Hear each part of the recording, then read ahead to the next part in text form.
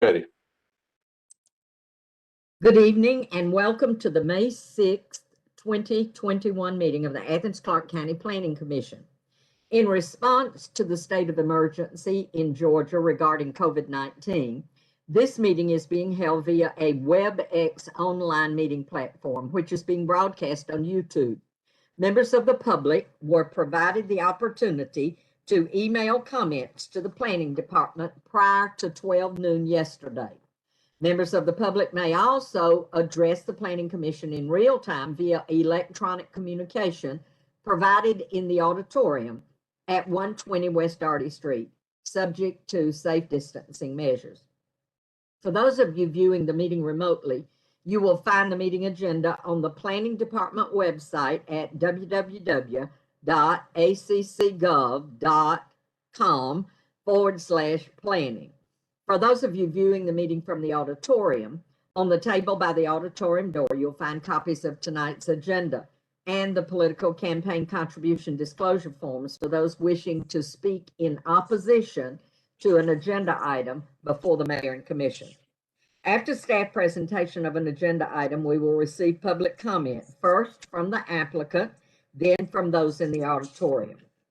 10 minutes are allowed to address the commission for the applicant or their representative, and also for any specified interest group representative who has requested additional time prior to the meeting. 3 minutes are allowed from anyone or anyone else who wishes to address the commission.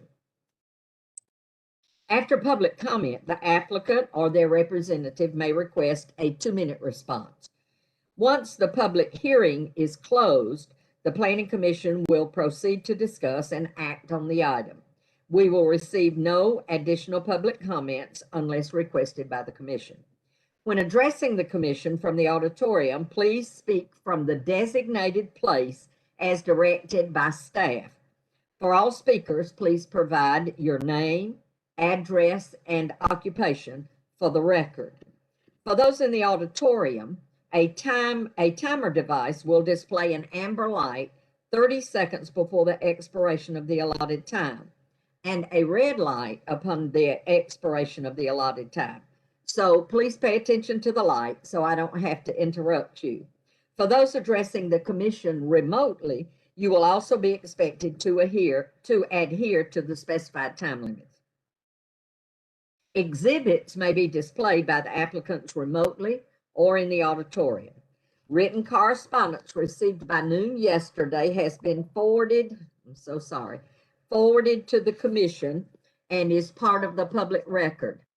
Any written materials to be placed into the record must be read during public comment within the time limits previously stated. Please direct your comments to the Planning Commission and not to the applicants. And for those of you in the auditorium, please refrain from applauding or jeering any one of our speakers. For everyone participating in this evening's meeting, please turn off or silence your cell phones. For commission members, please mute your microphone if you are not speaking. Use the chat box if you have technical issues. Raise your hand to your camera if you'd like to speak, and please wait to be recognized. And remember that this meeting is being recorded. And with that, we will begin our meeting with some general business. I need to have a motion to introduce staff reports and all other documents of the Planning Commission at this meeting into the official record. Do I have a motion? Yes, thank you, Lucy. Do I have a second? Thank you, Jeff. All those in favor, please raise your hand.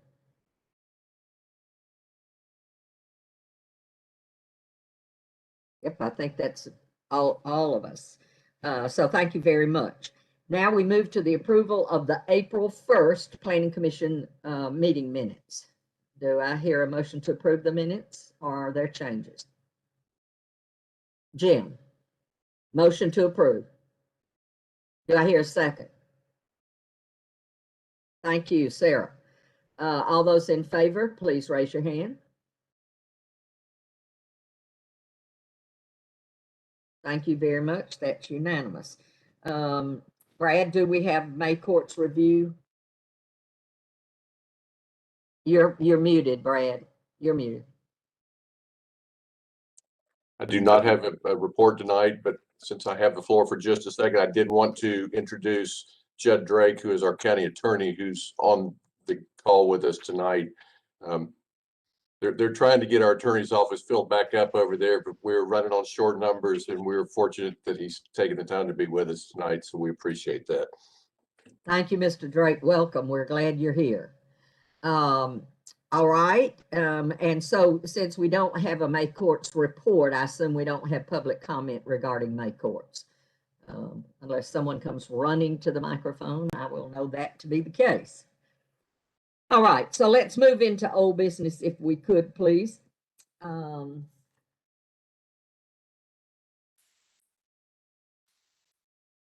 The first item on our agenda is under old business, and it's 155 Mitchell Street. It is case number PD 2020-09-2588, 155 Mitchell Street.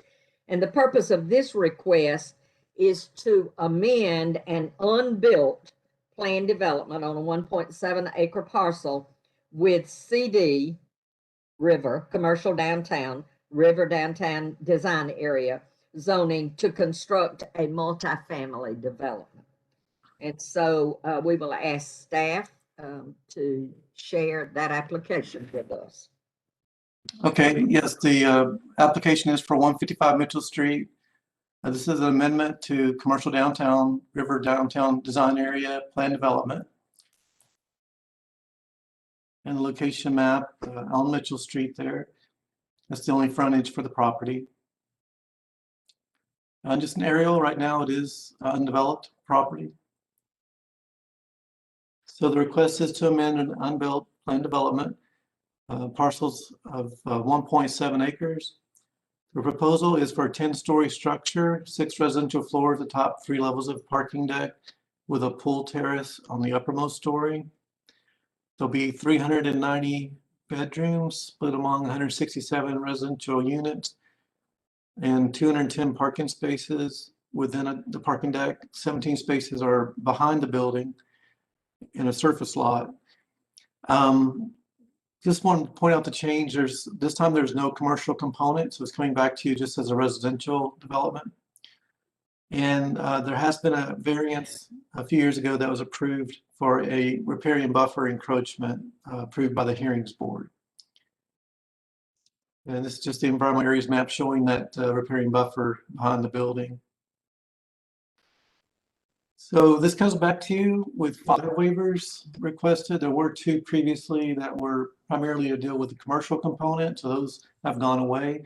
These are 5 new waivers, allowing residential uses on the ground floor in a commercial district, to eliminate the requirement for ground floor commercial space, to allow 50 bedrooms above the 200 per acre maximum density for the downtown district. 65 bedrooms would be considered affordable by the application.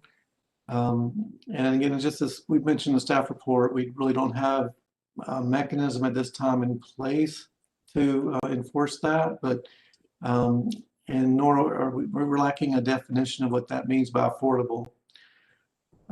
So the proposal is to allow more than 25%. Another waiver is to allow more than 25% of the project with 4 more bedrooms. And then also, so that'd go from 25% to 20%. For parking is 221, and they're asking for just 210. The featured land use would remain as the downtown, and the zoning would remain with the commercial downtown plan development. This is the previously approved master plan, and this is the proposed site plan. And again, the binding architecture currently from 2017 and the current proposal. And just something about parking circulation here. So we have the driveway on this end of the building going around to the back. There's another driveway here off Mitchell Street, so there's 2 driveways altogether. And the various floor plans for each level have been offered, and some cross sections. And you guys have, I know you've seen this before. I'll go real quickly. These are just some pictures of the Mitchell Street frontage of the property as it currently stands. And across the street, we have a row of townhomes across the street there. And then our recommendation is denial again.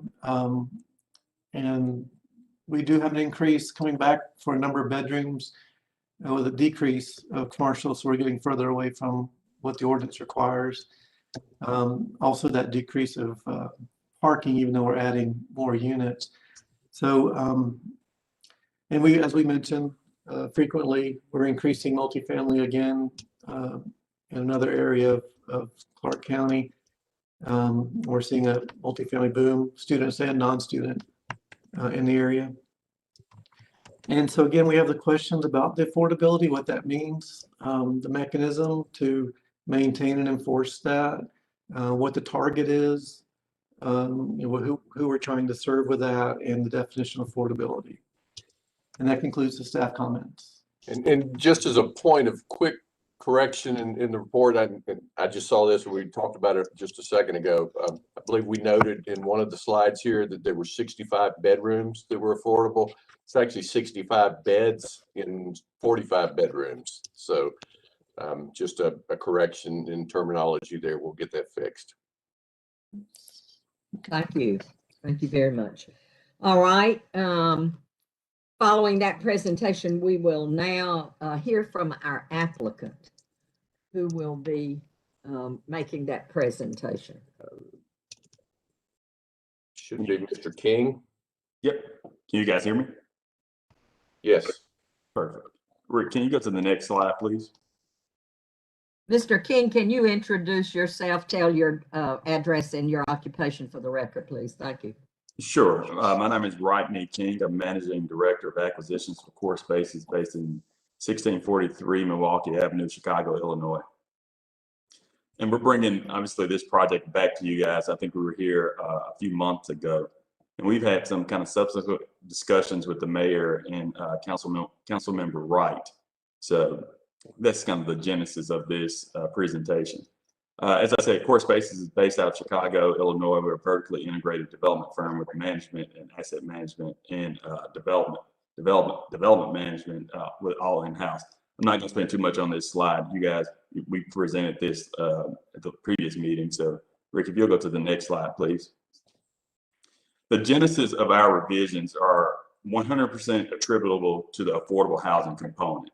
After speaking with the mayor and council member Wright, we received kind of direction or instruction that this project would be viewed more favorably if we could include some affordable housing components in this building. I think that those comments were also made by some members of this body at the previous presentation. Therefore, we've included about 15% of our total beds as affordable. Those rents are tied to 85% AMI, which is the area median income. So those affordable beds are also dispersed throughout the entire building. We think it's important that, with the inclusion of affordable housing beds, that they're not segregated to a portion of the building. So we've intentionally dispersed the beds throughout the building. And I think this is the next areas where we probably need the most work on is the qualifications and the enforcement mechanisms. As Rick alluded to, there's really no definition of affordable in Athens. So we're pretty much starting from scratch.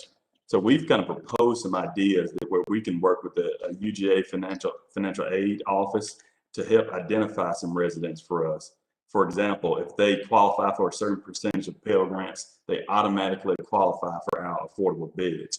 Also, some other mechanisms that we've used across the country is kind of obviously proof of income to ensure that they are meeting or have a less than 85% of the AMI in the Athens-Clarke County area.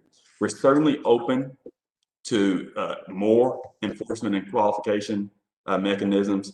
We're not saying that we're set in stone. Obviously, we want to be a good partner here. We'll commit to this kind of in perpetuity. So there's no kind of risk of a bait and switch from our perspective.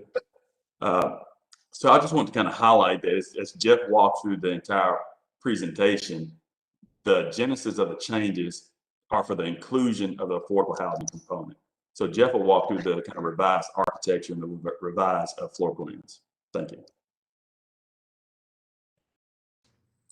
Good evening, Planning Commissioners. My name is Jeff Salisco. I'm a senior principal with Antunovich Associates. We're architects engaged by Core Spaces for this project. My address is 224 West Huron Street in Chicago. If you could go to the next slide, please, that would be great. This is an example for the competitive product in the market, and then with the map of showing where they're at in relation to us. Some of these the things that we've shown you before, I'm going to move through quickly to make sure we stay within our 10 allotted minutes. Next slide, please. A view across our site looking to the northwest. In the background, the mark has been built in the meantime since this Google photograph was taken. Next slide, please.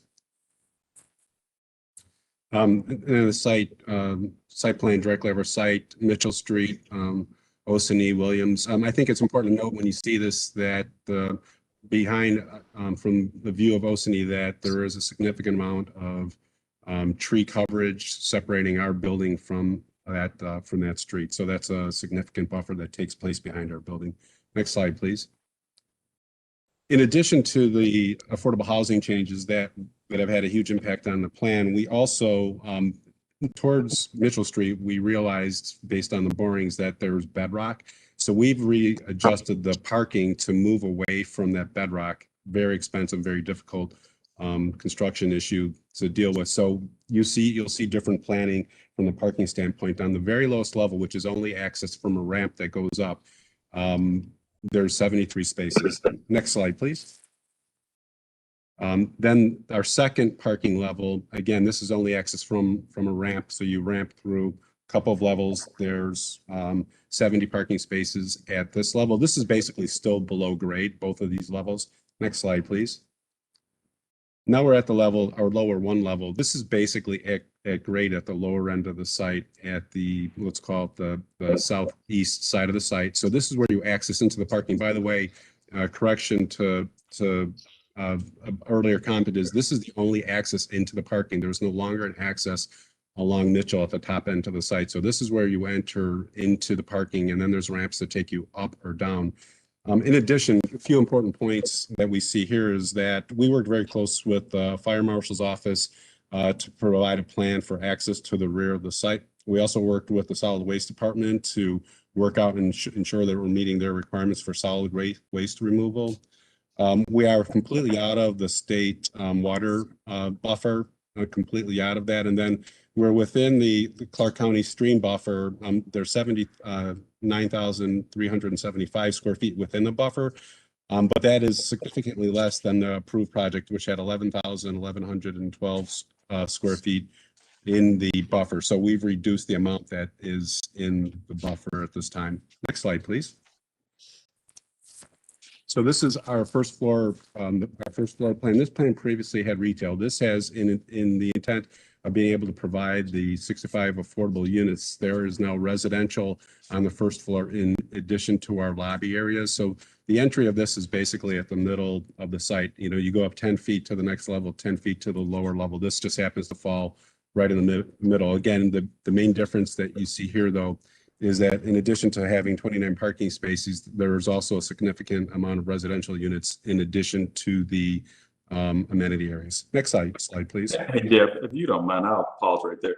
One of the, if you'll go back to the previous slide, even though we included residential units on this floor, we were intentional about keeping that activity, that kind of retail presence on Mitchell Street. So no residential units face Mitchell, and this still will have the activity that we hope will look and feel like retail. Sorry, Jeff. Yeah, no, good point. Thank you, Rodney. And in addition to that, there's also a porch element, a big design element as part of the building. Next slide, please. Then we're up to what's really the beginning of typical units. This, our typical floor has 31 units and 76 bedrooms, in addition to some roof terraces where you see in the brown area. Also, you see in this slide, there's the significant landscape we have with our 22-foot setback. from the property line of the street. So we will have significant landscaping that is part of the streetscape the way we treat that. Next slide, please. So levels 3 through 5, typical floors, just like the previous one with 31 units and 76 bedrooms. So this is consistent up the building. Next slide, please. Same floor, aside from some mechanical equipment and the space allowed for the pool at the roof to drop in. Next slide, please. And then our roof terrace is at the roof, so there's a pool terrace and a pool at this level. Next slide, please. So this is a section running basically parallel with Mitchell Street, and it's really important when you see this is, although we say that it's 95 feet, really 2 of those levels are below grade. At the high end of the site, the height of the building is 52 foot 6 inches. And when you're at the lower end of the site, it's actually 75 feet of exposed, primarily exposed area. So I think that's an important note. And that really just follows the line of Mitchell along the street. Next slide, please. This is now a section perpendicular to Maxell, to Mitchell Street. Again, you see those parking levels, and then you see the residential levels above. The one level in the middle that says residential, then there's some spaces in between. That's at that floor with the amenities also. Next slide, please. Another section along that, and you see the lobby area and then the additional parking. So there's really parking on 4 levels to satisfy the parking requirements. Next slide, please. We showed you this before, but we really dug into the historical context of the neighboring and surrounding buildings, the surrounding properties, such as the old mill. This is something we started to really, look at carefully. Next slide, please. We then started with some of the buildings again, the old mill building, the Hudson oil building refinery. We started to look at the character and the window scale and elements of that nature in the building. Next slide, please. And then we started to look at, homes in the area, historic homes, again, the scale of the buildings, the materiality, the windows, elements like that. Next slide, please. Got about 1 minute, Jeff. Okay, thank you. Existing buildings, you saw that okay already. Next slide, please. And then the character of the building, again, we took advantage of the historic context of these lovely surrounding buildings, the brick, the clapboard siding, and also playing them in a modern way, using also corrugated metal siding, a really interesting take on dorm windows. Again, you see the window scale, how this is all tying in. Next slide, please. View down the hill further. Again, you're seeing the rhythm of the building, how we break down the scale with the materials, with the massing. And this has a lot to do with the overall plan of the building, the way we employed the plan related to the design. Next slide, please. And then looking back up, again, a porch, very important element on a lot of the buildings. So we made that a big part of our building also as an entry sequence and also for a outdoor space for people to be able to use on Mitchell Street. Next slide, please. And with that said, that's another down the lane. You see the movement of materials and the compatibility of these elements that are very common in the market. So with that, we would love to take any questions or comments. Thank you very much. Thank you. And so we will move now to hearing from the public. Are there people in the auditorium who would like to speak in favor of this application? I lost the auditorium. There are. Okay, I don't see the auditorium on my screen. Does anyone else? You do? Okay. I'll listen. There it is. Got it.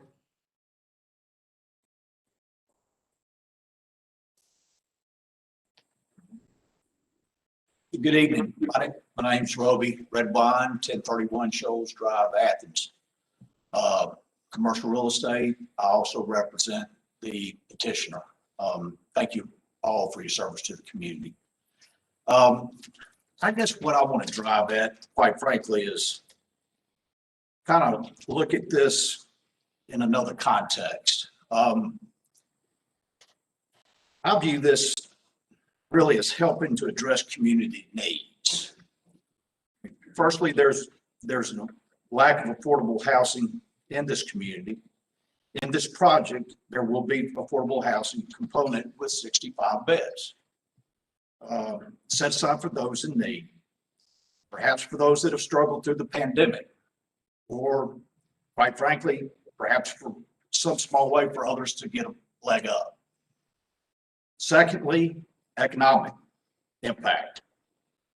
Through this COVID economic debacle, we have a company that is without willing and desirous of making a substantial long-term investment in our community.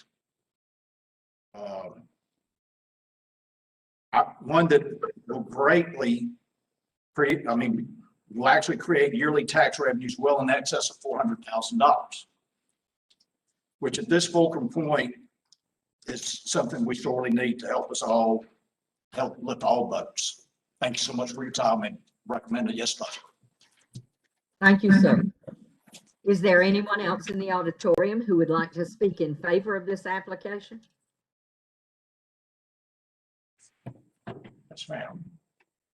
I'm Carl Nichols. I live at 850 Beaver Dam Road, Winterville, Georgia, and I'm one of the current owners of the property. I'm here to kind of clear up a couple of things that I think has been a problem here.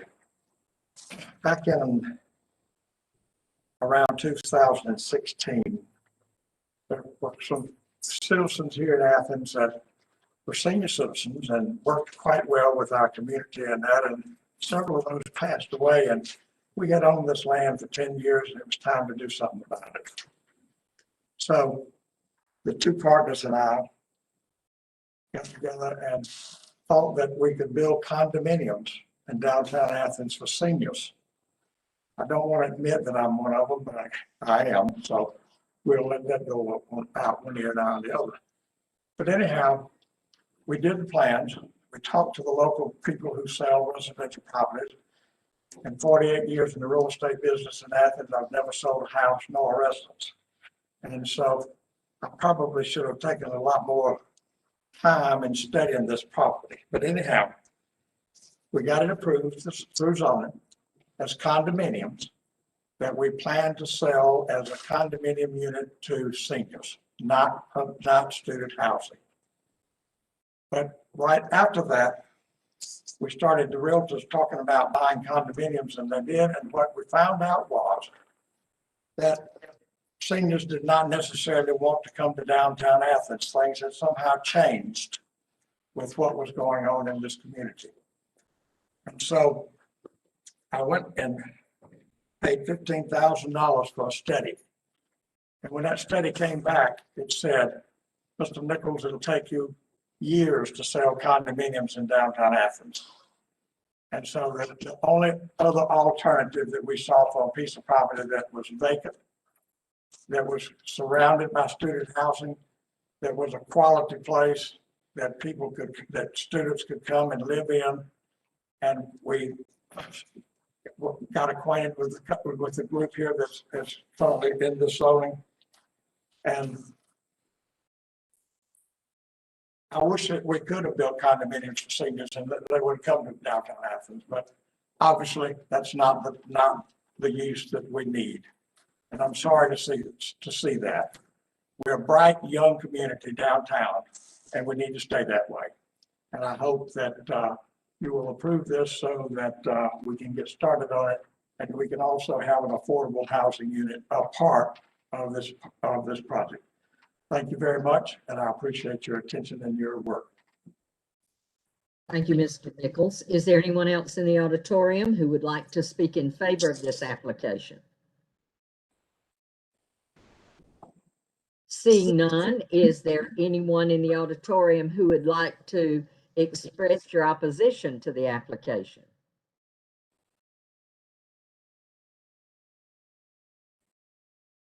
Seeing none. Oh, I'm sorry. What, did someone speak? No. Okay. Seeing none, then we have a 2-minute response for the applicant. There was no opposition, so but you have the 2 minutes. As I said, the genesis of these changes, after speaking with members of your community, was to include affordable housing.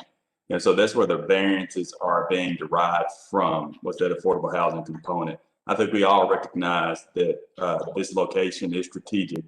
Although strategic, it is not conducive for successful retail venture. So that's why we included that kind of first floor residential while trying to maintain the activity level on the first floor. So obviously Jeff and I are still here to answer any of your questions. Thank you, Mr. King.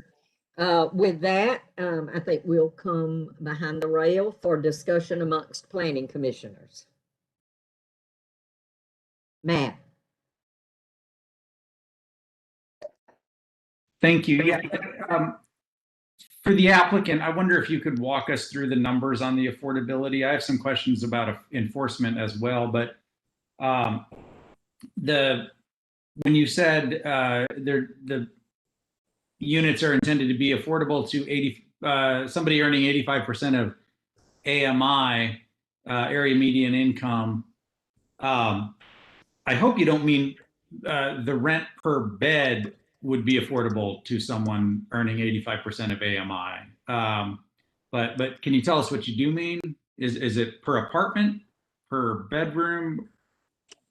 These are leased on a per bedroom basis, but we did try to normalize that, because AMI, there's no affordable housing student component. So we tried to normalize that, we took let's call it a 4-bedroom house in Athens and divided that by 4 and tried to, make sure those rents were in line on our per bed basis. So Matt, although it's not per unit, it is per bed, but those rents have been normalized for that kind of discrepancy in the unit type. Can you give me a number? What is the rent per bedroom on an affordable unit by your calculation? Some of our rents start as low as $6.99 per bed in the affordable component, compared to rents across in the market, is twice that amount. So a 5-bedroom affordable unit would rent for $3,495. Approximately, correct. Okay, I'll leave it at that. But I just want to mention that is, there's a formula for determining affordability of units, and you guys are not using it. That is not it's a per unit basis. If you say the bed has to be affordable to someone earning 85% of AMI, but there's 5 bedrooms in a unit, then effectively you're saying the unit is affordable to someone earning about 400% of AMI, which is just not affordable by any measure. Well, I don't know if you wanted me to comment on that, but as I said, our rents are based on 85% AMI of the Athens-Clarke County area. Fortunately for Athens-Clarke County, that AMI is pretty significant. So we took a 4-bedroom unit. We specifically took a 4-bedroom house in Athens County, which rents upwards of $2,000 plus, and we tried to normalize that back. We took the more conservative route instead of taking kind of 1-bedroom units within the community, which were renting upwards of $1,000 plus. We thought that would be disingenuous to kind of propose something like that. So we were trying to normalize that from a per unit standpoint. Okay, I'm sure other commissioners have questions, and some of them may pertain to the enforcement mechanism. I did want to hear you talk a little more about that, but I'm going to shut up now and let other people ask questions. Joey. I will say I do understand how you came up with that per bedroom, because I know how the buildings rent downtown, and kids are renting those bedrooms $1,200 a room, not for the entire unit for 4 people to live there. So it is by bedroom that these rents are coming up for something like this. To me, that's where we come back to affordable housing and affordable units. How do you do that, and how will you police that for a college targeted building? I know we discussed this in the past with other units, and I believe there are several commissioners on here that have talked about this particular one as it was the best fit for what we've seen with new things coming up. So I like the changes that have been made. you know, from my understanding, the mayor and commission looked at it and they wanted these components put in. It's come back to us to look at for approval. It sounds like they were on board if this has been, the changes have been made. So, you know, do we have a true definition of affordability for student housing? We don't. But listening to the numbers that they're giving, I can tell you as a real estate agent in this market, that is affordable for college students when we are trying to find it, because it does not exist in this market. Anything below that would be really cheap rent in this market, and a lot of times that would be kind of further out. So having something like this downtown, with that affordable aspect, to me would be a huge plus to the community, especially in the location that it's in. And the component about the ground floor with the commercial, I never thought it was a great place for commercial to begin with. I think sometimes we get too many buildings with too many commercial. There's too many vacant places around town. And so that's something we need to look at and to address. And I like the way they addressed it. So, you know, for me, I will stop talking and listen to other commissioners now, but I do like what I'm seeing so far. Kristen and then Alice. Yeah, so I was curious, it sounded like in your presentation, the units that would be deemed affordable would have 2 beds in a bedroom. Is that correct? No, we have a portion of our affordable beds in the 2, what we call double up bedrooms. We also have a portion of the affordable beds in what we call the 5-4. So 5 bedrooms, a 5-bedroom unit with 4 bathrooms. So there are some single occupied affordable beds in the development. We think it's important not to segregate kind of affordable to one unit type, and they're also dispersed through the building. Sure, but I mean, so of the units that have 2 beds in 1 room, does that mean that each of those beds is being rented for $6.99 a bed? Correct. So then, in a sense, the students that would be needing an affordable unit are kind of being segregated in that you have to share a bedroom with someone else. And is it really affordable if you have 2 people who are doubling up in a room and you're basically, like, I guess for you all on the books, it's the same, even though you're giving the people a discount and they have to split a bedroom? It just seems like, why have an affordable unit if you have to split it with someone? We're offering that unit type as an affordable unit plus an additional unit type. So that entire unit type is not affordable. That entire unit type will be open to the general market as well, as a kind of as an additional price point play for students who don't necessarily qualify for affordable, but who want a lower price point. So we're not, you know, segregating the affordable units to the most inferior bed type. It is just one of the bed types that we're offering. So I could get a $1,200 bed and share it with somebody who's getting a $700 bed. Theoretically, that is the intent. The intent of our affordable program is not to stigmatize affordable.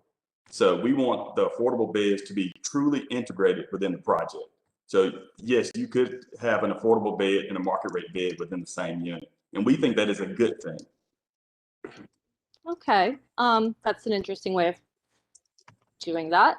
I mean, I guess, honest, like, I just have a problem with renting per bed. I mean, that's just bottom line. That's just my issue. Like, we're never going to have affordable units if we're charging $700 a bed and you have a 4-bedroom unit. I mean, that's just, those are not, as a community member, like, I couldn't go out and tell my friends who need a place to live with their kid. I mean, you're discriminating against families in that sense. I hate it. And sorry, I'm just going to stop getting off my soapbox here, but that's just my 2 cents. I do not like the renting per bedroom. I do not see how that is affordable. If I could reply to the discrimination, we're not discriminating against families. Families can live here. Students are not a protected class. We have a variety of unit types ranging from studios all the way up to 5 bedrooms. So, you know, families, a family could live in our building if they elected to. I think we all recognize that the location of this would lend itself to students, but families are welcome in this building. Let me just clarify. I'm not saying that anybody's discriminating against families, but by charging $700 a bed, if you are a family of 4, that's just simply not a rent that a family of 4 could just pay for a unit. So if we're talking about affordable housing in Athens, I just question who our clientele is and who we're trying to make things affordable for. So. And to that, we recognize that, you know, the location of this lends itself to students. So this is an affordable housing component for students. That's why one of our enforcement mechanisms was working with the University of Georgia Financial Aid Office to see if students qualify from their program. Thank you. I think Alice.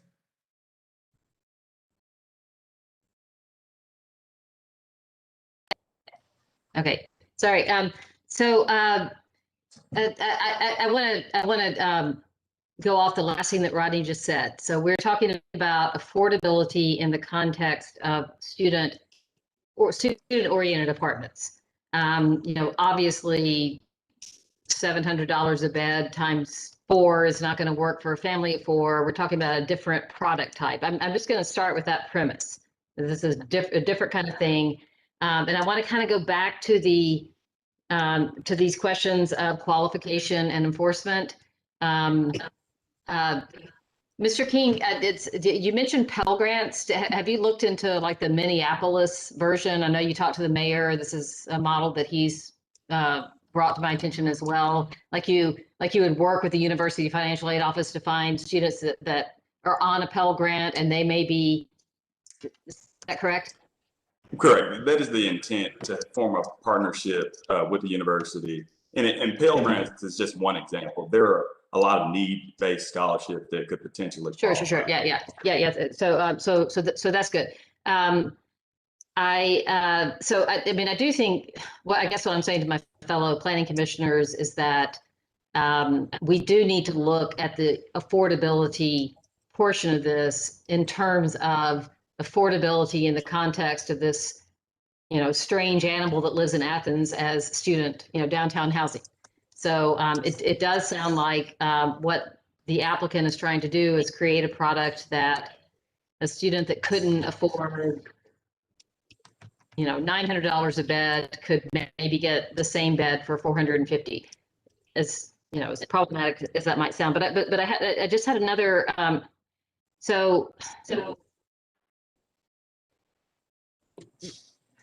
Let me ask the question to staff. Sorry. How long has this part of downtown been CD River District? Is that from the, you know, 2000 zoning code? 2017. This particular property was rezoned from RM2 to commercial downtown in 2017. That's what I thought. I was thinking maybe I was wrong about that, but yeah. So this is an area that has recently been rezoned CD, which does, you know, make it more hospitable to this kind of development. However, I mean, as the applicant stated, this is a strategic location, great for student housing, and probably if we are looking for this kind of product of affordable student housing, I mean, Joey pointed this out, a really good place for that. But it's also not a strategic location for commercial and retail. So the fact that it's commercial downtown is still kind of confusing me.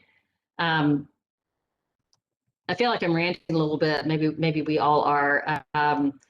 But I'd really appreciate the way that the applicant is thinking about this in terms of creating, you know, in a strategic location, which is great for student housing, creating opportunities for maybe Pell Grant students to also live in these nice downtown, in-town areas.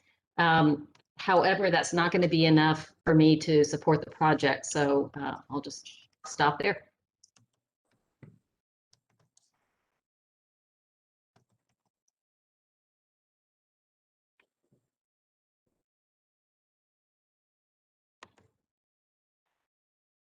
Excuse me, I've been talking to myself. Sarah and then Jim.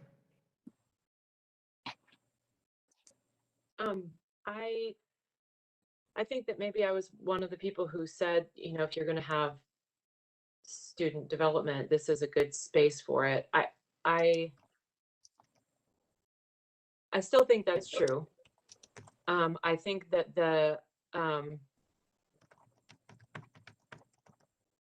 I am not impressed with the conversation about affordability. I feel like this is,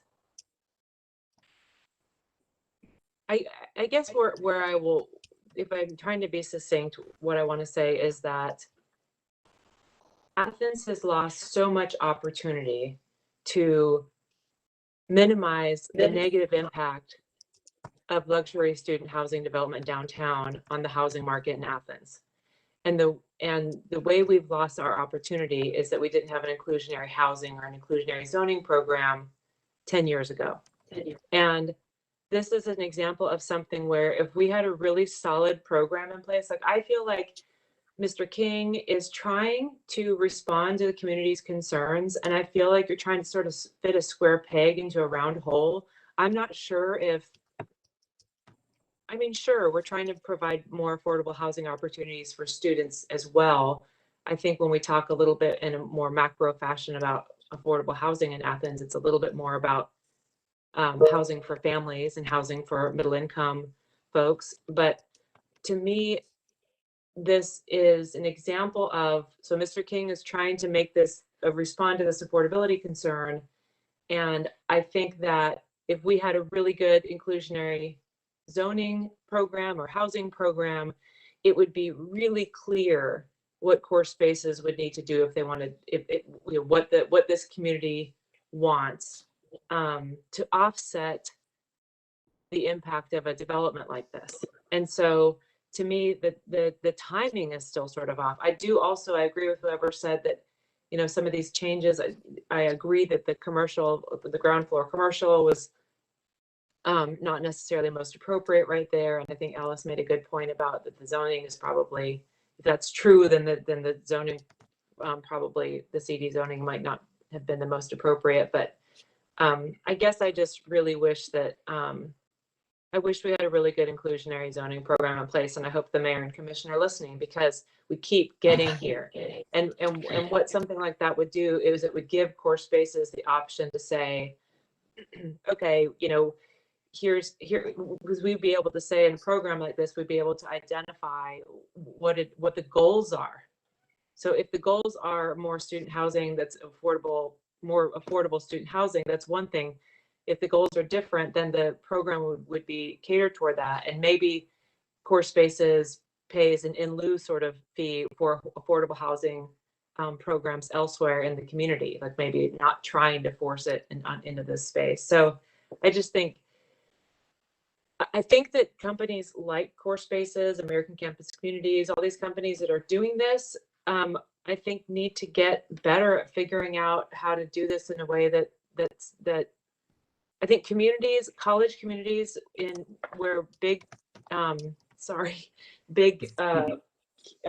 public universities are, I think are wising up to the negative impact that this kind of development is having, and sort of wising up to, you know, a bunch of out-of-town investors making money in a way that, you know, that has a negative impact on our housing market. So I think communities are trying to wake up and figure out how to, not in an adversarial fashion, but by having inclusionary zoning programs or that kind of thing, create programs that companies who want to do this can then participate in. So it's a win-win. So I'll leave it at that. And I do appreciate the efforts that the developers are trying to make. And I do think student housing is okay for this spot. I'm really wanting to see some action on the inclusionary zoning program development here, because I think it would make this easier. Thank you, Sarah. And I hope that our work that's ongoing now will help to get that addressed. Jim? Yes, I have some concerns. I'm somewhat disturbed that this project started out with 123 dwellings and 256 bedrooms. At present, 167 dwellings and something like 390 bedrooms amounts to about a 50% or greater increase in the number of units on the site. And it seems like perhaps we're using the quote unquote affordability angle to dramatically increase the density that we can get away with. And that is a concern to me. The definitions of affordable remain very questionable to me, particularly when we think about, are we talking about the families of the students, or are we talking about the students themselves? Are they achieving affordability because they alone have lower income, or are we counting affordability involving the ability of the family to assist with purchasing of housing? I was also very curious. It seems to me this is designed to create exclusively student housing. I don't see how most families would be comfortable fitting into it. And so in terms of affordability, we're helping students who are sort of on the upward slope in terms of their economic future, but not in terms of helping families that need housing in Athens. I was also curious, I'm sure it's entirely a result of the way the calculations are done, but I was somewhat puzzled by the fact that the plan states that only 90% of the water that is to be used, which is supposed to be about 37,900 gallons a day, about 800 gallons or so of that water will not go into the sewer. And if we count it per bed, that means at least 10 gallons per resident are going to disappear into thin air. Now, I don't know about you, but I can't consume 10 gallons of water a day and walk away with it. So where is that water going to go, and what's the basis for that calculation? Oh, one other question. There's discussion about a 48-inch black walnut. I assume 48 inches means circumference, which means it's more like 16 inches in diameter. But black walnut trees can be quite valuable for timber. How will the neighbor be compensated for it? Will they receive a significant amount of money for the lumber in it, or how will you work that arrangement? That's typically an arrangement we work through kind of when we get initially past this process. So we haven't engaged in those discussions because they are a little premature at this point. Regarding the water component, I'll have to defer to Jeff, but I'm not sure Jeff has the expertise. He's not a civil engineer either, but he may have a better answer than me. Jim, I don't have the answer. We're working with a local civil engineer, and I think they could probably explain it to you. We'd be happy to get an answer and provide that for you. Anyway, back to the walnut tree, though. With a walnut tree that size, we could be looking at multi-thousands of dollars of value of that tree as lumber. And I hope that if this goes through, that the neighbor will be properly compensated. We will properly compensate them. Our goal into this entire kind of development is to be good neighbors and transparent. And I think to kind of Commissioner Sarah's point earlier, we're being transparent about this. We're not trying to do a bait and switch or anything. So this location is surrounded by campus on 3 or 4 sides. This location lends itself to student housing. The cheapest student housing in downtown right now is about $4 a square foot. And we're offering affordable student housing, which is almost, half of it in some instances. So not all students at the University of Georgia are on the upward economic trend. There are some need-based students in Georgia who deserve to live in downtown, and they do not have that opportunity today. Well, it could also be pointed out that the last time I checked, the median income of families of students about 2005 at UGA was in the $90,000+ a year range. And there were less than 15% of the students at UGA that received the median income, or their families received the median income or below in Georgia. So those folks aren't getting represented here. Well, and that's what we hope to address that market. As you notice, that's the median income. So there's a significant portion below that don't have the opportunity to rent in downtown Athens today. And this land is a vacant piece of land. So this is true supply of housing. Thank you, Mr. King. We need to answer a question, not pontificate more. I have 4 people who want to speak. Jeff, Alice, Lucy, and someone else who, all right, Well, let's I go know with that Jeff, Alice. I know that Katie had her hand up about 20 minutes ago too. So Okay, Katie, I'm sorry. I apologize. I didn't see you, honey. I want to say something real quick. Number one, where the water goes, I would guess irrigation and evaporation from the pool could be a part of that. I'm a different kind of engineer. I'm not civil, but that's my guess. And I just want to say I didn't like this project way back in 2017. I still think there's a problem with the narrowness of the street and the amount of traffic. And now we've cut parking down even more. We've added bedrooms and removed parking places. And I don't think that the students are not going to not bring their cars to campus. I would love it if they did, but I don't believe that will happen. So that's all I have to say.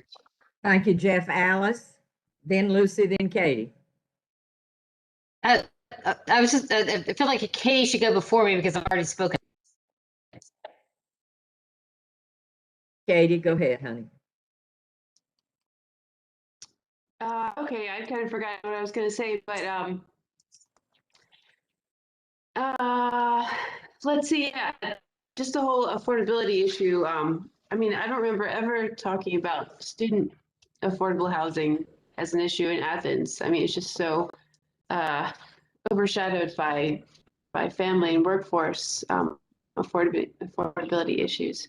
So I too wish there were more of an inclusionary mechanism to allow the developer to make concessions that would benefit Athenian households.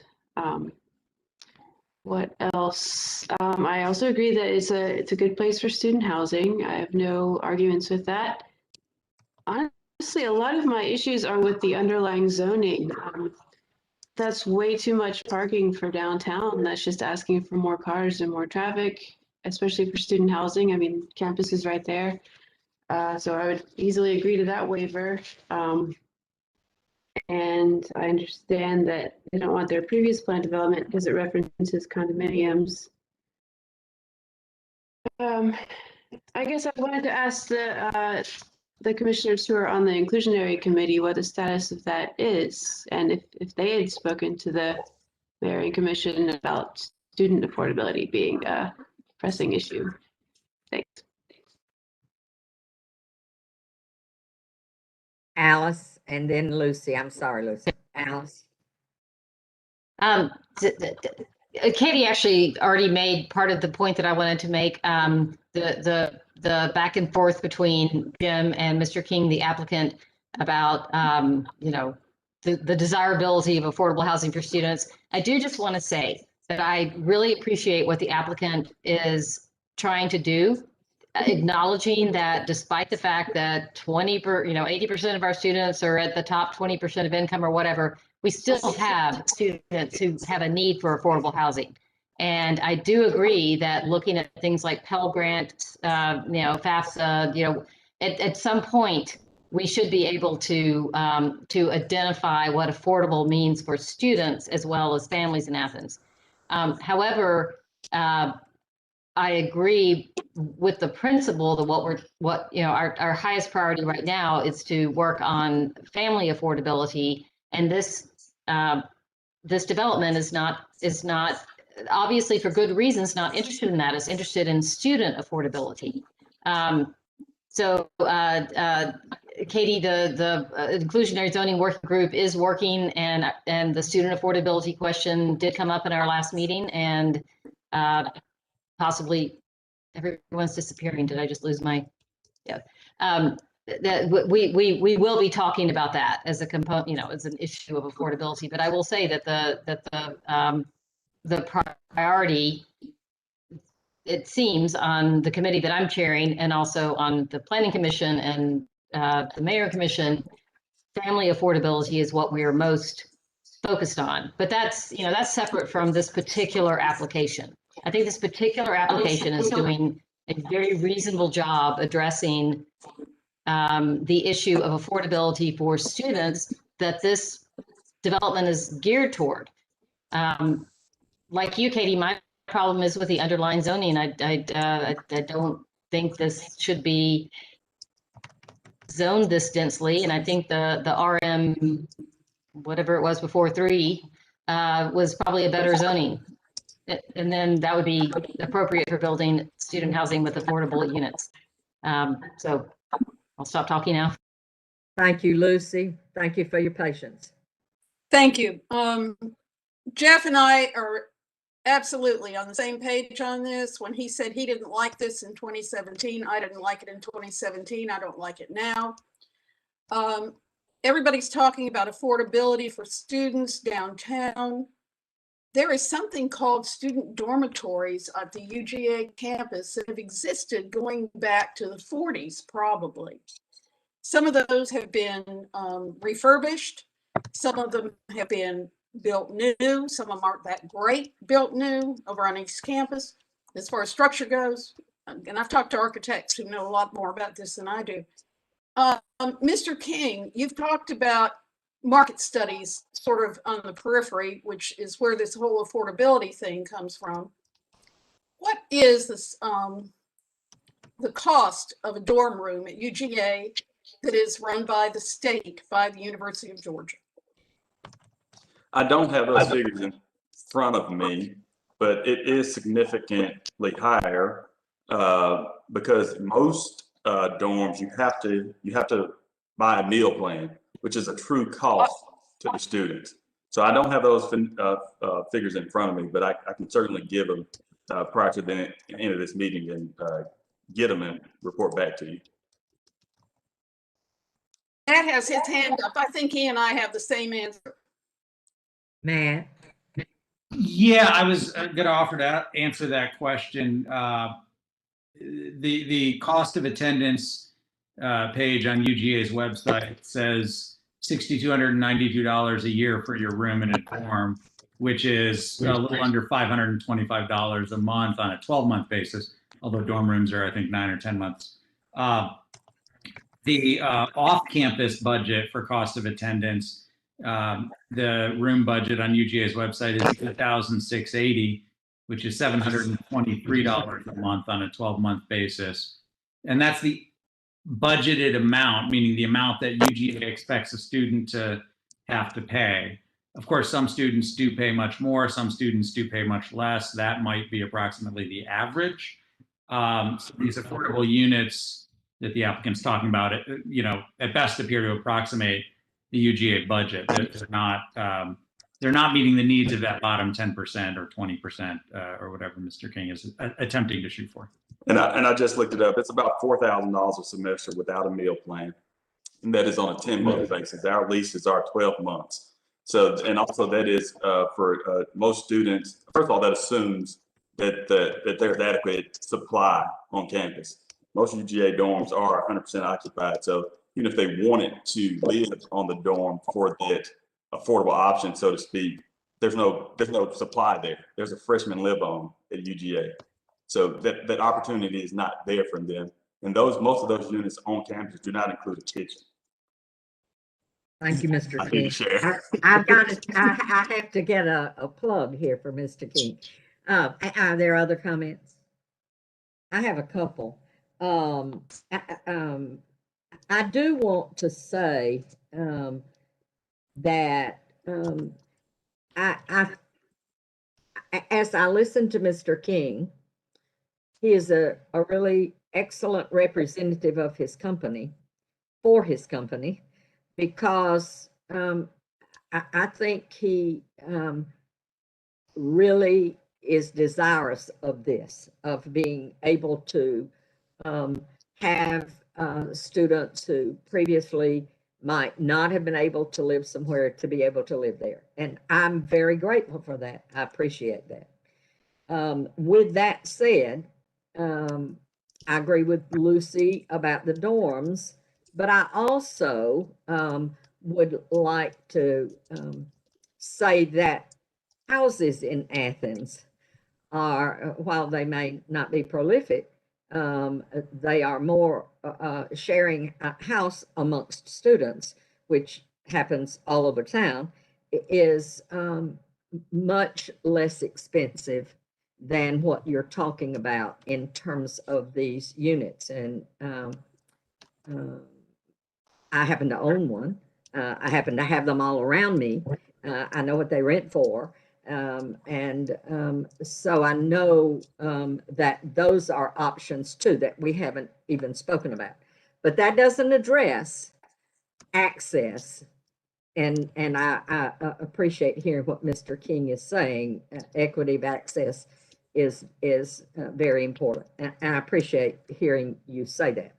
With that said, and that's very genuine, Mr. King, I really mean that. With that said, in 2017, I was not in favor of this unit, and it really related to where it is, the street, the huge number of housing units that are all around it, and so with Jim, my notes say, and so we've made it more dense. We've taken away parking. We were worried about traffic. We now have moved it down to one entrance so that people are going in and out of one entrance. So all of those things make it still continue to concern me about where it is. I did hear Mr. Nichols in his honesty, and I appreciate it, say, you know, it's challenging, and I get that, but the fact still remains that I just can't get the answers to the questions that I originally have, and the questions even seem to be stronger for me at this point. So just my comments. Are there other comments that commissioners would like to make or questions you would like to ask before we move forward? Matt. Thank you. So I started out talking about affordability, and I just want to say a few other things. I'm prepared to vote against this application, and I just want to say a few words about pros and cons of it, if only to provide guidance on my thinking to the applicant in the event that this doesn't pass, which I don't know what'll happen, but if we see it again. I think that removing parking is great. It's a very walkable area. It's right next to the university. I have no problem with that waiver. I think that the location is perfect for student housing. I agree with everything Sarah and others have said on that. I like the architectural changes since the last time we saw this. And so I appreciate all of that. And I appreciate the applicant's attempt to provide affordable student housing. But I think that this does not, to me, resemble a serious attempt to provide affordable student housing.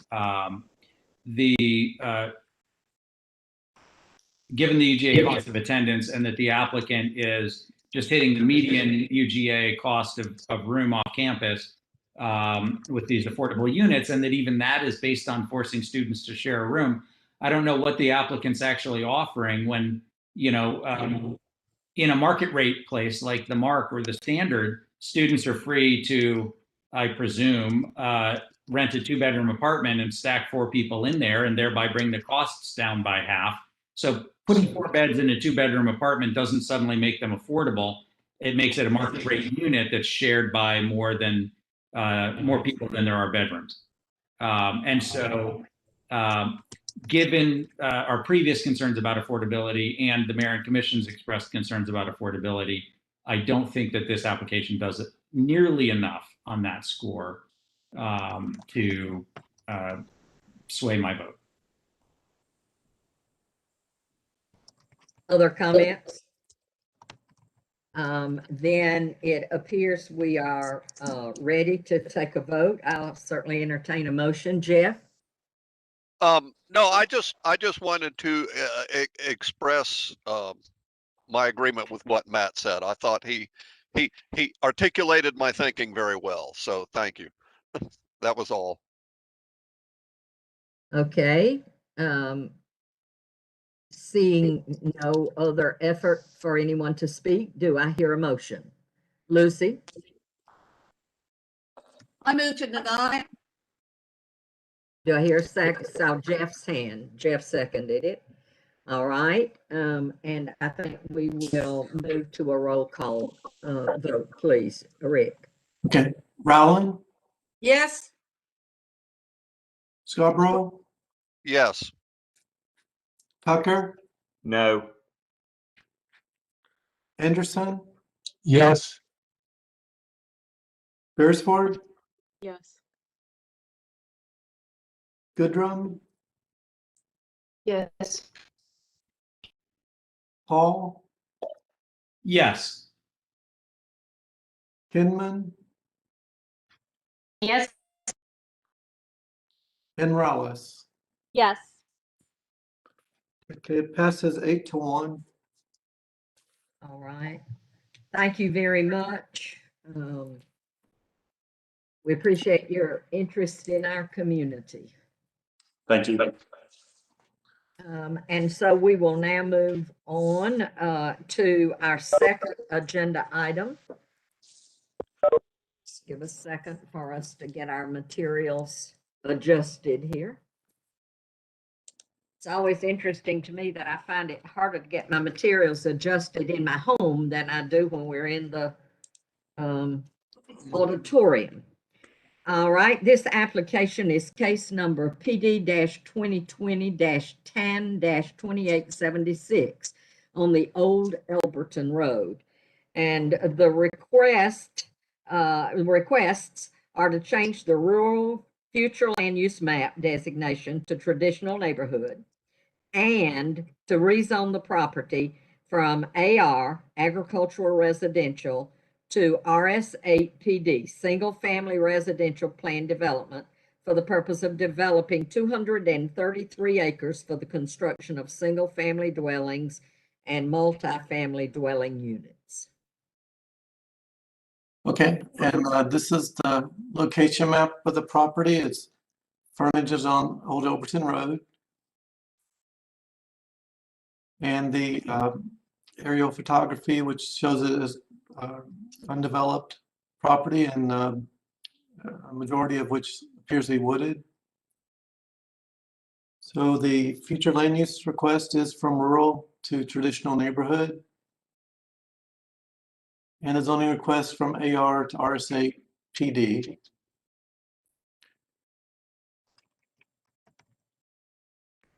Okay, so the request is for single family, duplex and multifamily units. There's 543 single family dwellings. Most of those are detached or some attached. 204 multifamily residences. There are various types of residential multifamily types there. 233 acres is coming out of a larger 366 acre tract, and there's 91 acres of open space. There are 10 requested waivers. Just to go through really fast. So there is a request for more lot coverage than allowed for each lot. They'd rather have it on a more of a development-wide basis. Allowing multifamily housing in a single-family zone, allowing the maximum building height to go above the RS8 maximum height, allowing a reduced rear yard setback for the Manor homes, a 10-foot front yard setback, and so they require 15. Eliminate side and rear yard buffer requirement between the single family and adjacent multifamily. Reduce the required heated floor space in our state from 1,000 square feet to a minimum of 700 square feet. Eliminate the requirement for primary entries to be accessed directly from the public street and sidewalk. That's primarily, I think, the alley dwellings. Allow for 388 on-street parking spaces instead of a required 517, and allow for mass grading without an acreage limitation. And this is the master plan overall. And so Staff comments, the Mayor Commission must approve a pump station. This will be a public, it'd be built by the applicant, but be turned over to the public for maintenance for the future, and that has to be approved by the Mayor Commission. The Public Utilities Departments would also need to approve the proposed sanitary sewer line extensions. This is going across the ridge into another watershed area, so it's not an area that was planned for sewer at this time. There is a concern again with the isolated zoning and future land use designations. There's just nothing in the area that matches. We're in an area of employment and rural designations. Concern with the effect on that industrial development that's nearby. A lot of times industries, we have one that's getting ready to build right across the street, and they have expressed concern, not knowing there was going to be a neighborhood right near them. A lot of times these industrial facilities look to be in a more isolated area, so they don't have the noise, odors, and so forth, the concerns that they might have. So again, that concern with the effect on the area industrial development, concern with peak hour trips coinciding with school traffic. I think the traffic study said about 800 additional peak hour trips going by the school at full build out. The TCC map has a route going through there, and it's just not being taken care of in a way that will work for that route. It's shown going through riparian buffers and through lots and so forth. It's not really, they can either plan for it to be part of their development or plan for it to be in like an open space corridor, but right now it's neither. And there's a lot other detailed comments in the staff report. So that concludes the staff presentation. Thank you very much. Thank you for that report. And so now we will move to hear from our applicant. Who will be making that presentation? Good evening, Madam Chair, Commissioners. My name is Chuck Ross. I'm an attorney with the law firm Howell and Edwards and down the road in Lawrenceville. My address is 10 Lumpkin Street in Lawrenceville. And I want to note that I am joined by part of our development team, Mr. Johnny Tumwell is here, as well as from Smith Planning Group, our engineer, Mr. Ed Lane. Now, I want to begin just by letting you know that I don't just represent developers. I also represent neighborhoods and homeowner groups against zonings. And I also represent several municipalities in the metro Atlanta area, and I work daily with county planning and city planning departments. Now, I say this because I want to be clear that I understand where these good people that are here tonight that voice their concerns in opposition to this project and why they're here. And they certainly need to be heard, and their issues need to be addressed, and we're glad to hear them. I also understand the difficult role that both the planning staff and you as the commissioners have. Certainly, you have to deal with issues such as precedent in each of your decisions that can have lasting impacts. So we appreciate everything that's being done and all the people that are here tonight. That being said, I want to recap where we are. Now, the developers first began talking with the planning development about Homestead back in January of 2020. Since then, there was a concept meeting with the Planning Commission, and on September 30th, 2020, that was held, and then a comments only meeting on November 9th, 2020. And one thing I can tell you all for sure is that they've come back and watched all those videos and listened to all those comments, and they've taken those issues to heart. We've reworked the plans and tried to incorporate the changes that would work for this development. And yes, there is absolutely an economic component to that. The developers obviously can't design a development that would lose money. However, let me be clear. If Johnny and Heather Tumlin, the developers, were just in this development to maximize profit, this would definitely not be the plan to do it with. And please also remember, as Johnny noted the last time, this development is literally in their backyard. They live behind the development. Now, I want to begin with a couple slides. Rick, if we could advance the first one. Now, this is taken from the 2017 census, but there are almost 43,000 jobs in Athens-Clarke County. And out of that, only 12,710 people at that time, at least, lived and worked in Athens-Clarke County. That is a really tough number, and it explains a lot of things about traffic. Could you have the next slide, Rick? Now, if we shrink that down to the 5-mile radius around the proposed development, approximately 11,000 people worked in that 5-mile radius around there. And out of that, less than 1,200 live and work in that area. So you're talking about 10,000 people essentially that are coming in and out of the 5-mile radius to come to work each day and to leave. There's a simple reason for that. There's a shortage of what's known as the missing middle housing in Athens-Clarke County. There are plenty of apartments. We just heard talk about apartments. And there's no shortage of $350,000 plus homes in Athens. But that's not what the workers need. That's not what employees of industrial facilities that you want to lure here, what they need. Skilled workers need a place to live that isn't an apartment and doesn't cost more than they can afford. And this has not gone unnoticed, as we've been discussing for the last hour. The mayor and the commission have been very clear. On January 9th of 2020, Mayor Gertz presented a charge to this commission to develop policies and practices for inclusionary development. And in response, you put together several very well-researched memos to the mayor and council with several excellent suggestions. And I want to begin with a couple quotes that came from those memorandums. In particular, this is from the October 8th, 2020, sent from you all to the mayor and commission. On page 1 in the background, it reads that fewer than half of the households in Athens live in owner-occupied homes, but over 93% of Athens residential land is zoned exclusively for single-family use, with large minimum lot sizes and a number of regulations and restrictions that maintain suburban car-dependent streetscapes in nearly all residential areas. There is thus a significant disconnect between Athenians' need for a variety of different housing forms and the very limited forms permitted by our zoning code. And it continues at the bottom of page 2. Sadly, Athens is no exception to the nationwide pattern. Single-family zoning was introduced here across 93% of the residential land after the Civil Rights era and passage of the Fair Housing Act. The racial and economic segregation of our neighborhoods have been maintained in recent decades by single-family zoning and other ostensibly race-neutral features of Athens zoning code.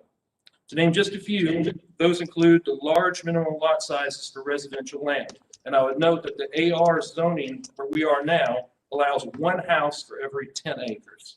Also, it outlaws in single-family zoned area the construction of duplexes, triplexes, fourplexes, and cottage courts and other housing forms that enable construction.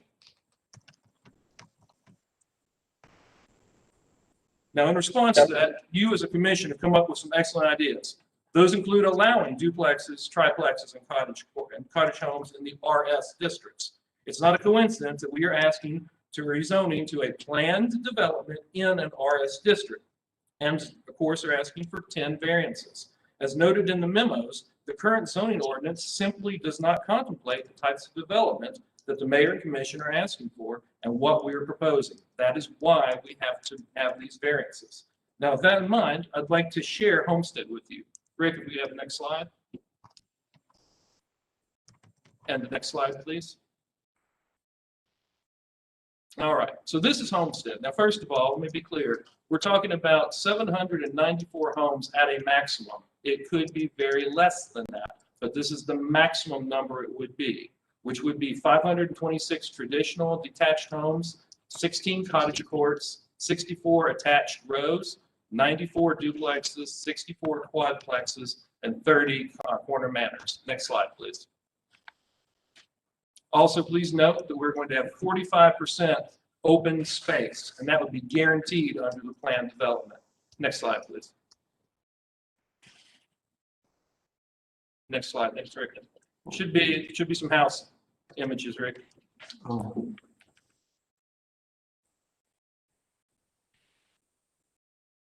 There we go.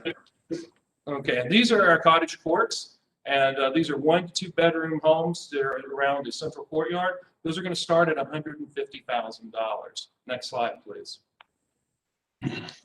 These are our duplex. It says quadplex, but those are clearly triplex above. But again, you can see the quality of what we're talking about. Those also are going to start at $150,000. Next slide, please. I think we skipped a couple. Well, maybe not. That is our corner manor houses. And those are 2 to 3 stories tall each, 1 to 3 bedrooms, again, starting at $150,000. Next slide, please. Our townhomes are 2 stories, 2 bedrooms, with the parking in rear. They're going to start at $200,000. Next slide, please. Then we have 2 types of detached. This is what we call our alley loaded. This one, the parking is all from the rear access, from a rear alley, and those are going to start at $250,000. And next slide, please, Rick. And these are our detached front loaded. So you see they have a garage in the front. They go from 1.5 to 2 stories, and it says garage in the rear, but that's not correct. It's clearly in the front. And these also start at $250,000. Next slide, please. Now, a couple things I'd like to point out about what Homestead is. First of all, this is going to be a phased approach. You are not going to have all this happen at one time. You can see there are 3 separate phases, and this is done with intention. First of all, by doing it in phases, it will not suddenly overwhelm a school, and it won't suddenly overwhelm the utilities. I also want to point out how well planned this has been. Again, it has been worked on for almost 2 years with the city going back and forth. The developers conducted traffic studies and will be required to follow those recommendations. The developer is going to pay for the sewage lift station, and I'll talk about that in just a moment, because I know there's some questions about the sewage improvements. The developer is going to have to pay for road improvements, and the developer has also talked to transit, and they are going to put a bus route through there as long as we put a bus stop in there for them. And finally, by going to a planned community standard, we will be tied to what we say we're going to build. This is not going to appear overnight, and it's not going to be cookie cutter homes. It won't be decreasing property values because there will be a master HOA, and certainly well-developed neighborhoods bring a lot more money than undeveloped property. It is not low-income housing. It is going to be affordable workforce housing. Exactly what you've just heard for the last hour is needed. Thank you. Thank you.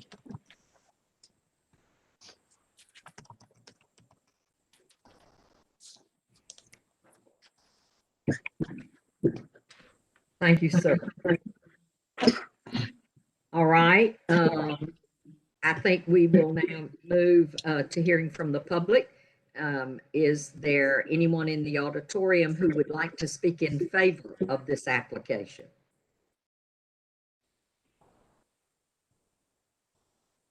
Seeing none, is there anyone in the auditorium who would like to speak in opposition to this application? Yes.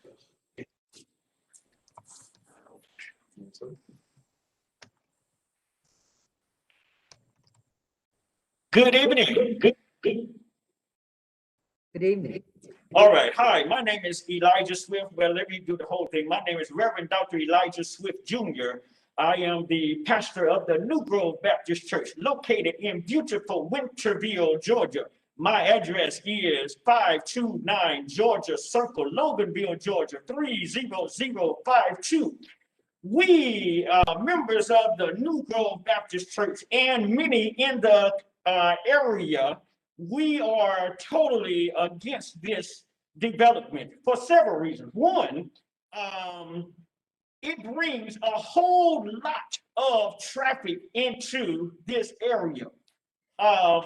In addition, there was some talk, there was some discussions about the sewage. Listen, where our congregation sits, where our church house is at a nice intersection, and everything runs and stops where we are. So we will get all of the overflow, the backflow, if you would. In addition to this, where our church building is located at the intersection, our property will be cut because of the turnabout that has to be put in at the intersection. I've shared and talked to many members of the neighborhood. In fact, I'm a new pastor here at this congregation, and I've met more members from the community before I've met members in the congregation. Yes. And they shared with me all of what will happen if this goes through. In addition to this, we've heard, you've seen all the nice, beautiful pictures, beautiful, beautiful. But what it doesn't take into account is the societal changes that will take place. This is a different, whole new change of lifestyle for the community. So before you vote, you need to think about all of this. How does this change the community? Even in talking with the principal of the middle school, it would change a whole lot of things. We already have a whole lot of issues with traffic right now. This, the presentation you've heard, it doesn't take into account the homeowner who's lived in the house for years and now will not be able to turn left onto the main road. The main road, a 2-lane highway, and you're looking at all of this traffic. Vote no. Thank you very much for your service. Thank you, sir. Is there anyone else who would like to speak in opposition? Yes, sir. Good evening. My name is Michael Middlebrooks. I live at 285 Gatewood Circle. I'm also a member of the New Grove Baptist Church. I've been a member there for 45 years. My wife family has been a member there for, I guess, 88 years. We are an established member of that community. I'm also the CEO of the Board of Incorporation. And I stand to just reiterate what my pastor has just brought forth to you about our concern to the church. But I also worked as a civil engineer for Georgia Power for 40 years. So I know the impact that new construction brings to a community, to an area, and how it impacts other people's property. And my concern, as well as with the concern that the pastor have expressed, is that we will be greatly impacted as far as the use of our property. And we will lose property that we have owned for 150 some years. New Grove has been there since 1871. So it is a foundation of that community. And as the community has grown over the years, we have welcomed the school. We have welcomed the industrial development around it. But this development would be too much for that land. And we agree that with the committee that this project should be denied. Thank you, sir. Is there anyone else who would like to speak in opposition?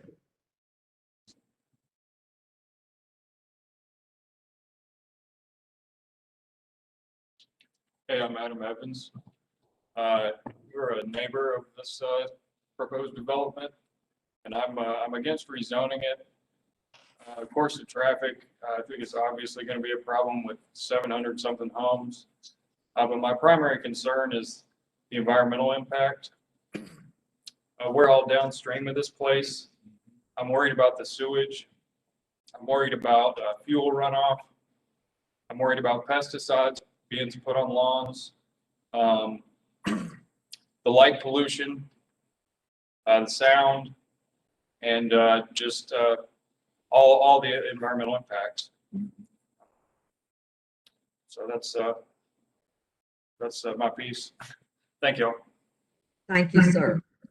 Is there anyone else who would like to speak in opposition to this application?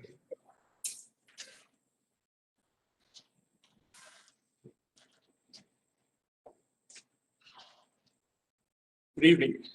My name is Jose Pagan. I live at 225 Lem Edwards Road, and I want to express my opposition to this project.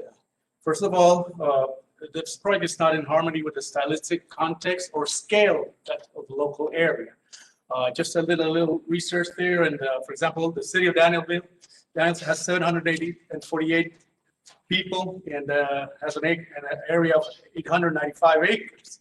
Winterville has 2,900 people living there, 2,000 and some plus acres. Madison, Georgia has 4,000 inhabitants on 5,000 acres. The metropolis that's been proposed here, call it 1,000 units, 780 units, bedrooms, however you want, it's, multiply that for how many people live in that family on 233 acres. Give or take less 45% of that, so you see the density of that. It's not compatible with existing land use and zoning ordinances.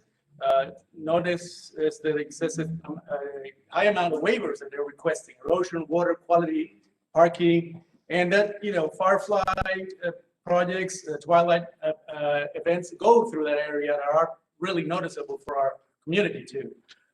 The approval of this project would also create an unfortunate precedent. It will open the gates for future developments that because all the infrastructure that will command it, everybody will go through that particular area. Our county should not follow the path of other communities that we know close by. For example, Gwinnett County, Fulton County, that are struggling with negative consequences of urban sprawl. The cost of services, fire, school, police, everything will skyrocket for our community that pays taxes. Farmland, and compared to farmland and green space, we all know that for every dollar that we receive, the county receives, it will usually has to spend about $1.50 more to provide services to those areas, compared to about a quarter only for green space and farmland. We don't want this predictable consequences to be tarnishing our community. So we respectfully ask the officials to prevent this from happening, prevent sprawl, protect our limited resources, and continue to promote a balanced use of our land. Transitional development, affordable housing, it's a pretty excuse for sprawl. Market prices in terms of those units are the one that leads the cost of those things, or whatever they would be priced at. So please don't allow this to happen to our community. Thank you very much. Thank you, sir. Is there anyone else who would like to speak in opposition to this application?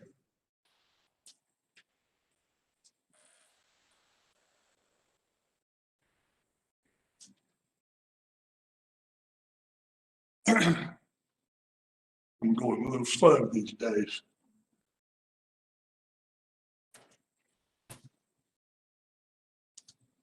I want to thank the staff for what I thought was a wonderful presentation of the facts in this case, as they knew them. And I want to add some additional stuff that they would have been unaware of in their capacity.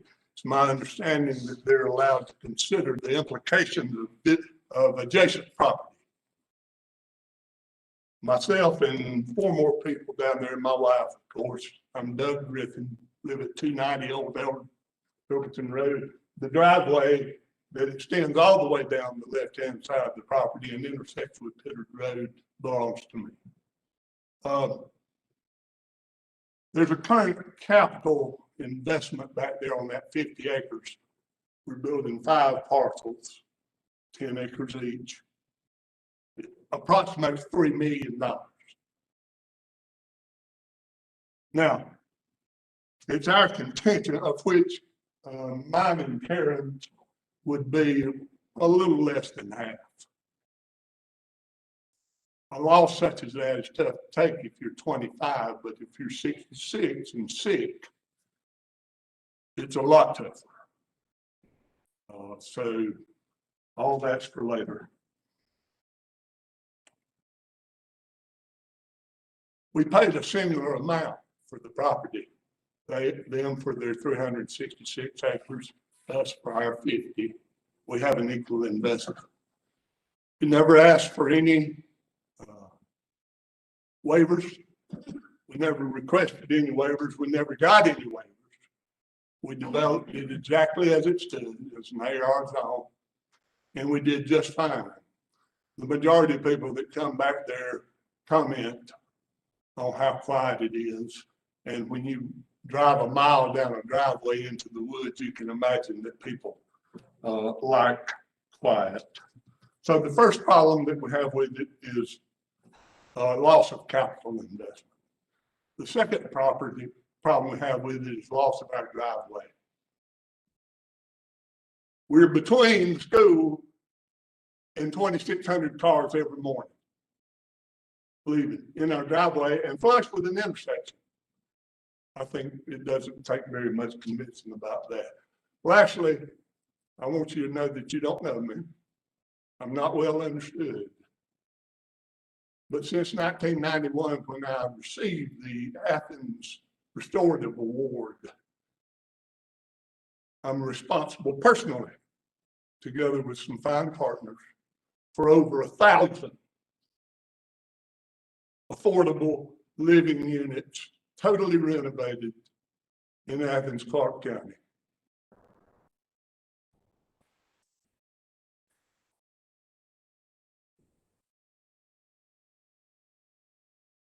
Thank you, sir. Is there anyone else who would like to speak in opposition? Hi, my name is Haley Brock. I live at 1143 Charlie Bolton Road. I'm a neighbor of Karen and Doug's. And I just wanted to add my voice to those who are voicing their concerns about this development, and especially with regards to the environmental impact that this development would have. I agree with the gentleman who spoke earlier that it would just be devastating to the ecosystems in that area where we live. It's just, there's some incredible biodiversity. The beavers have dammed up the creek where I live, and it's just, the species diversity it's really astounding.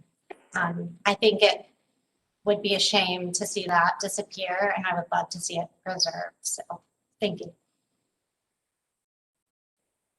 Thank you very much. Is there anyone else who would like to speak in opposition to the application?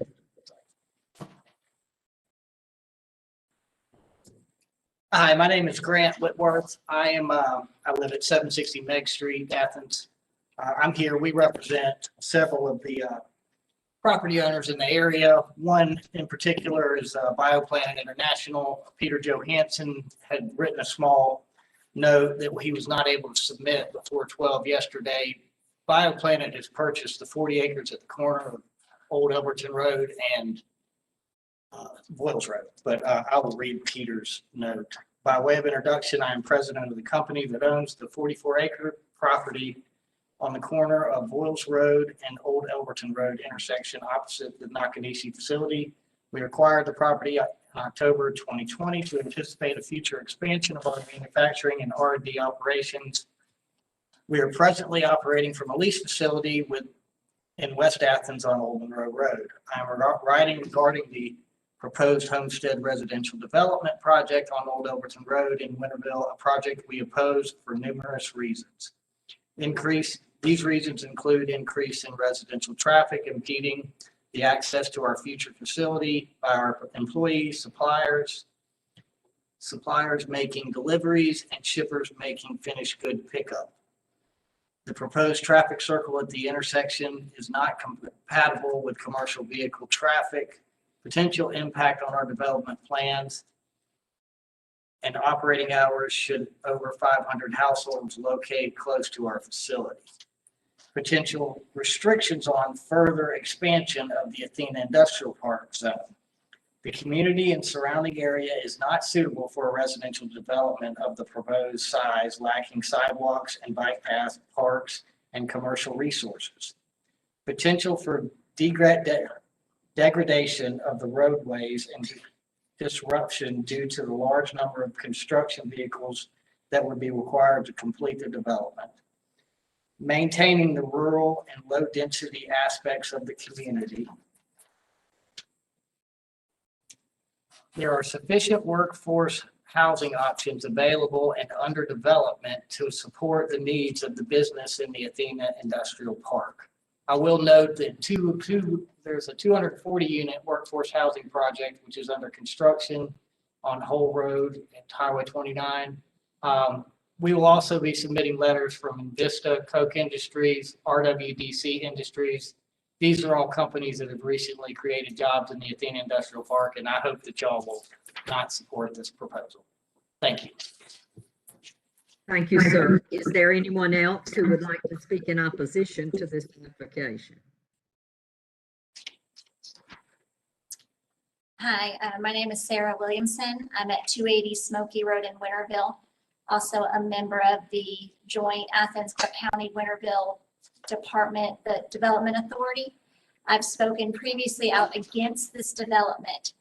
I agree with what's been said here today in opposition about the environment, about the traffic, about the light pollution, all those, about its effect on the community.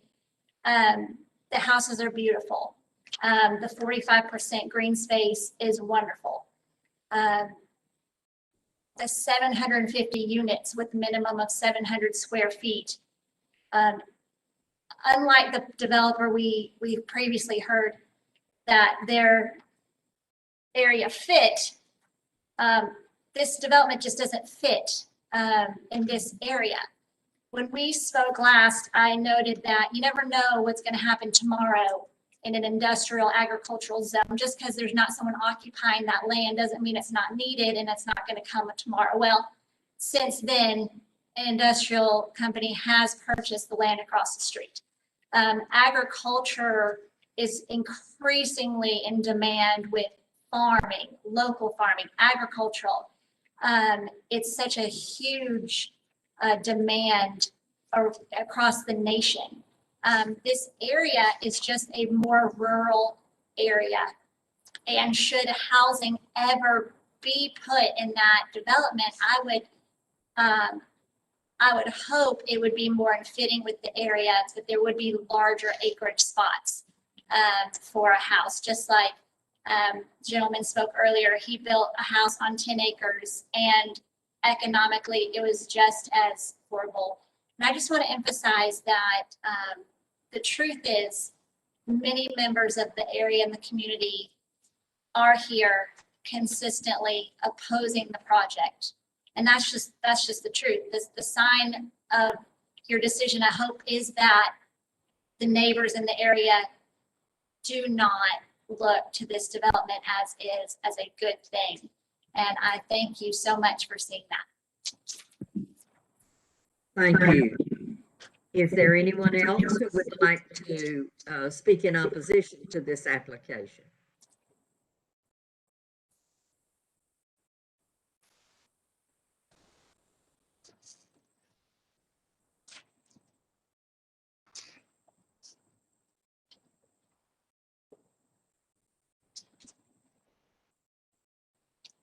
Good evening. I'm Karen Griffin. I live at 290 Old Elberton Road. I'm a builder here in Athens-Clarke County. This is my, I guess, fourth time addressing you guys. I've been building 39 years, and I'm very proud of my industry and what we've done in Athens-Clarke County. I'm extremely proud of every development that I've been a part of. But this development in my front yard is unbelievably irresponsible. And I want to touch on just a few things for you. Just to reiterate, Grant has shared a letter from Peter Johansson, who is the EO of the, or the CEO of the BioPlanet that bought the 44 acres. And speaking with him, I have a copy of his letter that he sent that didn't make the deadline by 12 o'clock. But he did want us to share his letter. But in speaking with him and thinking about the roundabout there at the four-way stop, there is no way that the semi trucks that come in and out to deliver the goods and to pick the goods up will work on the roundabout. And that was part of the contingency plan on you guys on the plan. Has to be built first thing. So I just want everybody to understand that these people that are in the Athena Industrial Park, which is where we bought and built and everything, they're not for the full way, they're not for the roundabout. So, and I will leave this letter so that Rick can distribute it from Peter. I also brought another letter. I brought a previous letter from Mayor Dodd of Winterville, and I just want to share that letter with you guys, and I'll leave a copy of this for you to have. Dear Commissioner Davenport, Mr. Cowick, and ACC Planning, while I do believe the development is coming to this area, I write you today to declare my opposition to the proposed homestead development. I fear that the effects of such a large development on the city of Winterville have not been thoroughly addressed, if they have been addressed at all. You will basically be placing a city the size of Winterville right next to the city of Winterville in an already underserved area with respect to county services. The infrastructure is not in place to support such a large development. So quite simply, it is way too much, way too soon. You will overload our schools, our roads, and our public safety departments, which is incredibly concerning to me. So I welcome a discussion on all of the above and more before anything like this is seriously considered. Thank you in advance for reading my comments, and feel free to reach out for more discussion. Sincerely, God-bearer Mayor of City of Winterville. And I'll leave that for you. Another thing that I am representing a group that got started, I guess, a year ago. When we heard that this development was coming down the pike, we met in Winterville at the auditorium there, and we had probably 300 people there that night as we met. Those people have continued to support me in gathering information and gathering opposition to this development. So we started a change.org petition, and it started in the last time the developer presented, and I think that was in February, March, and yeah. And so we started the petition on a Saturday night, and by Tuesday, when we had the meeting, we had 150 petition signatures on our petition. That was in 4 days. We had 150 people that signed the petition, and they're all from Winterville. They're all from Athens. They're all from the Hull area. They're all from the Arnoldsville area. People that will daily be going through the four-way stop just to go to work. People that will be going through the four-way stop to go to buy groceries. People to going through the four-way stop to take their children to Winterville Elementary School and take a left at the four-way stop. I put this back. I've updated it when it was tabled, like in February or March. We didn't have the next meeting. I've updated the petition every time anything has happened. I put it back on the, I opened it back up on Sunday, this past Sunday morning. And by today, we have 342, by yesterday when I pulled it, I'm sorry, I pulled it yesterday. We had 342 signatures. So in a total of 8 days total, the first time plus this time, we've got 342 signatures. I pulled it yesterday. I haven't had time to confirm that everybody, you have to put down your home. I have confirmed 224 to this point, but I did have to go to work today, so I didn't get to finish that particular thing. But I do want to just touch on some of the things that are in this petition. We so appreciate all of you guys. Y'all work tirelessly. This is the fourth time it's been presented, the fourth time you've had to listen to all of this, and we just appreciate you guys continuing to be there. But I do want to read this because this is what the people asked me to do. So we, the citizens of Winterville and the Athens area, would like the ACC Planning Commission to oppose Homestead, the planned development for Old Elberton Road on Athens, Georgia. The development is for the max of 794 dwellings, including houses, duplexes, quadruplexes, and townhomes, the 3-story corners. This is on 232 acres just north of Coyle Middle School. We are concerned for many things, including the additional traffic projected to be 6,945 trips per day through the school zone of Coyle Middle School, plus the 4-way stop at Moores Grove Road and Old Elberton Road. Coyle Middle School was recently remodeled and is presently running at 85% capacity with a 10-year wait before it can be reevaluated to have another assessment for growth. We are concerned for the multitude of variances requested by the petitioner that would render the present greenbelt zoning null and void, and what precedent this would set for the future of our county. In February and March, when we started this petition, there were 24 multi-housing developments approved by ACC, which I know that you guys know about, and 11 of those were pending at that time, and Homestead was one of those. People are asking, how much is too much? How much is too much? We are concerned for the impact on the ACC utility department infrastructure has been brought up. When we had our conference call with the ACC water department, they said that they had one too many pump stations in Athens. We have one, and they said we have one too many. So that means to me as a builder that I wouldn't want to put in another one. But anyway, more than anything, we're concerned for the quality of life for our Northeast Clarke County area and the wildlife that dwells there. We come together to ask that the Athens-Clarke County Planning Committee and Commission to vote no for the Homestead development. And as I said, we have updated this. We have followed everything.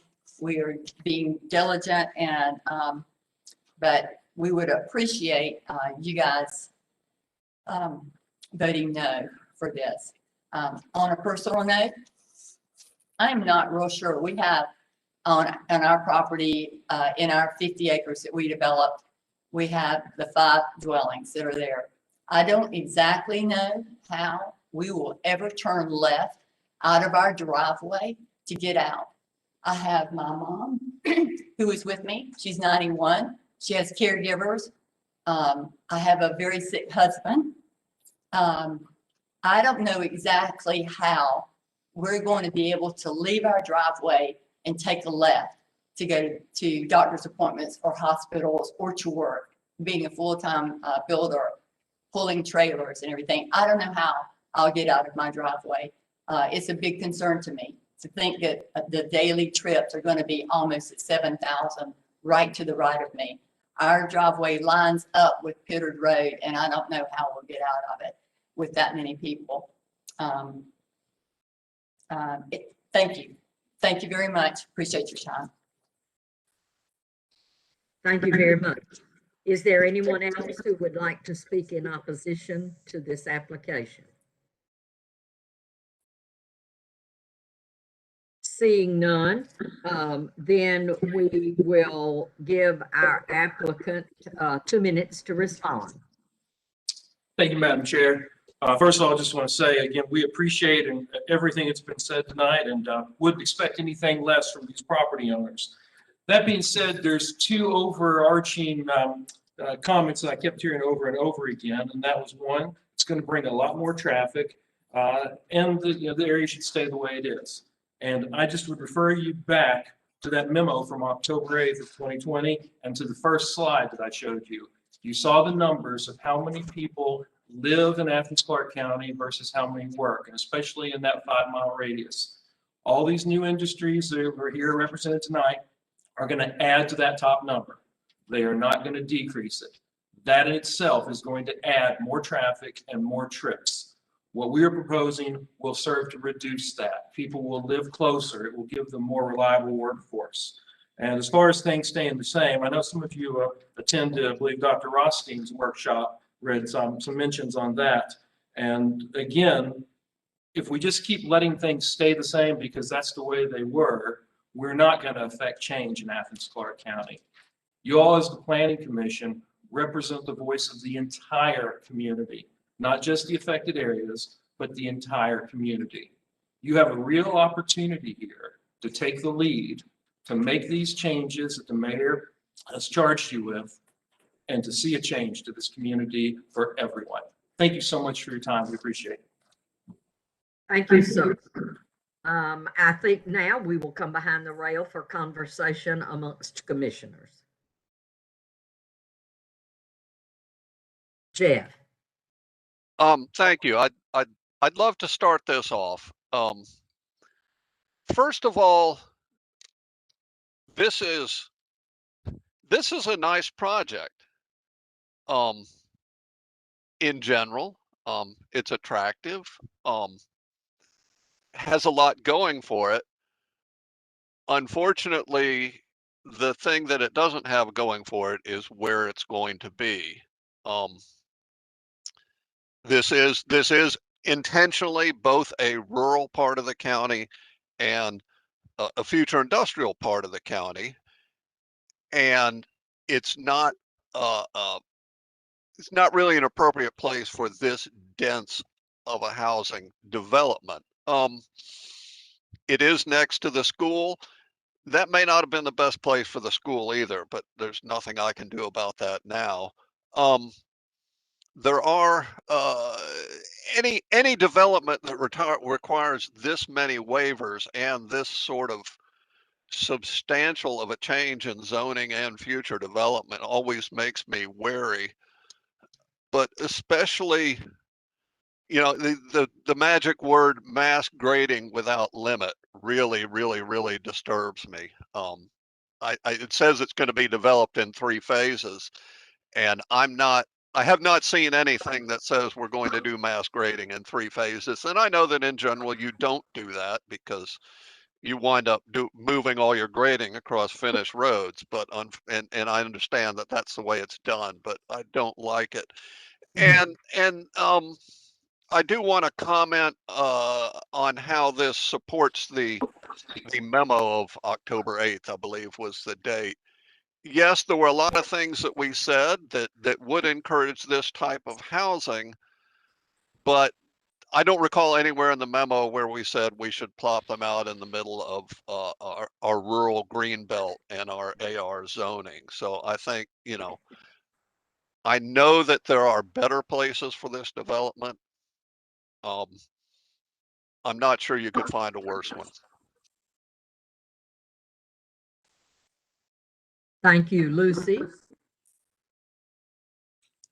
I found it very interesting. We get a lot of people coming in, developers and others coming in and talking to us about workforce housing, different types of housing, a lot of buzzwords.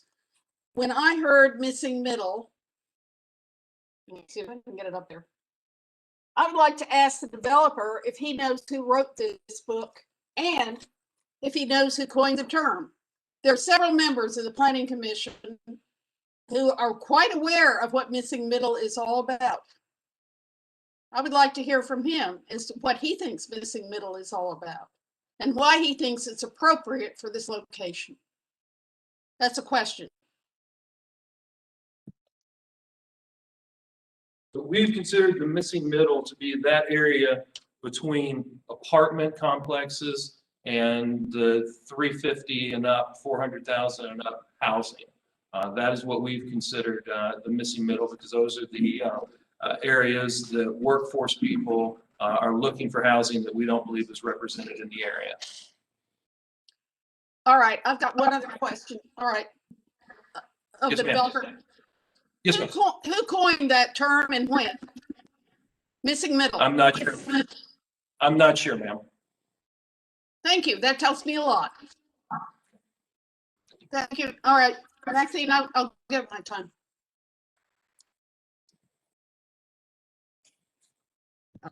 Thank you, Lucy. Kristen? Hey, I wanted to start out just saying thanks to everyone who came out to speak. It's always I always appreciate hearing from the people who live in the area where projects are proposed, and everyone who sent in letters too. We got all your letters. So I wanted to echo what Jeff said. It is a well-designed plan development. I do appreciate the design of the development. I enjoyed driving through that area recently. It's very rural. It's near where it's like a place where I grew up. I cannot see this type of development going in there. I have a question for staff, actually. I don't know if this is kind of like a technical question or not, but like when I look at the vicinity map and like the parcel of land is kind of like a zigzag shape, and the development is like sort of the lower portion of the larger piece of property. And so I'm guessing by rezoning this to RS8, that applies to the entire piece of property. Is that the case? No, I think it's for the 270 some acres that are included within the overall site plan. The balance, which is kind of the part that is to the north, would be the balance of the overall tract. And then I believe I'm correct in saying this, that if you look up on that top end, and I think that's Lim Edwards Road that runs across that top, you see like a little flag that comes down, looks like a little L. I think that's the parcel that the property owner's house is on. So, it is all on the same property, but it is some distance away from the developed portion of the property.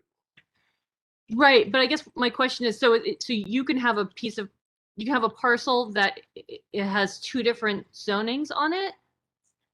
You could. This would ultimately be subdivided off along the zoning line for the purposes of the development, and then that part to the north would remain zone AR. Okay, I guess that was what kind of confused me, that it wasn't clear that this would be kind of chunked off from the larger piece of property, and that the intention would stay AR, and then just this portion would be RS8. You know what I mean? Right. Yeah. Okay. Well, thank you for clarifying that. Yeah. And my only other thought is the whole sewer issue. I feel like that just seems to be an issue. If you don't have sewer already, I'm not sure how you can sustain this type of development there. So thanks. That's all I had. Thank you. Anyone else? Matt, and then Jim, and then Alice. I'll write that down.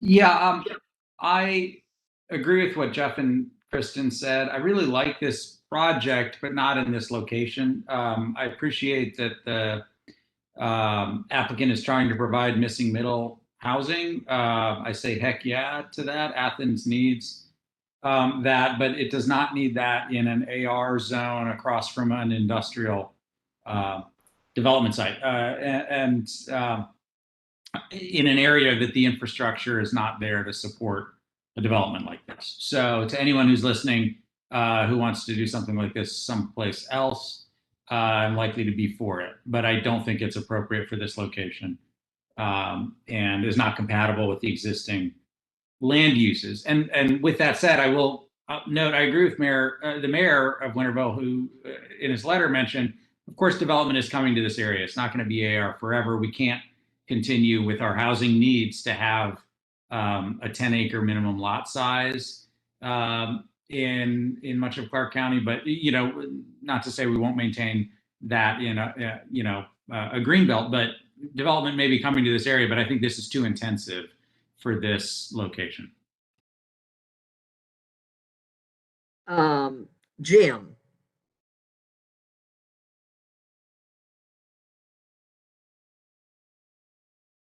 Jim, you're muted, Jim. Jim, you're on mute. Yes, I know. Thank you. Oh. I would second what Matt said. This is really way too intense for the location where it is presently located. The AR zoning of 1 unit per 10 acres would be multiplied by a factor of somewhere between 32 and 36-fold to the density that's proposed, which in my calculations based on the usable acreage would be about 3.6 dwellings per acre, which is close to the maximum limit for RS8. The need for 10 waivers is a lot, and I agree with the developer. It is a beautiful project in many respects, and some of the proposals that were made by the Planning Commission to suggest more inclusive zoning, at a future time, a lot of these waivers would not be needed because a lot of these features would be automatically allowable in RS zones if our proposals are met. But unfortunately, that's not the case right now. And so, although it's a delightful project in a different location. In this location, it's going to be extremely disruptive, partly for the folks who have AR zoning, but also especially for the industrial zoning, because we have to kind of husband and safeguard the industrially available land in our county, given that there's not that much acreage already available for that purpose. So I would support this in another location, but I'm very concerned about it being a viable project in its current location. Thank you. Alice? Alice? Alice?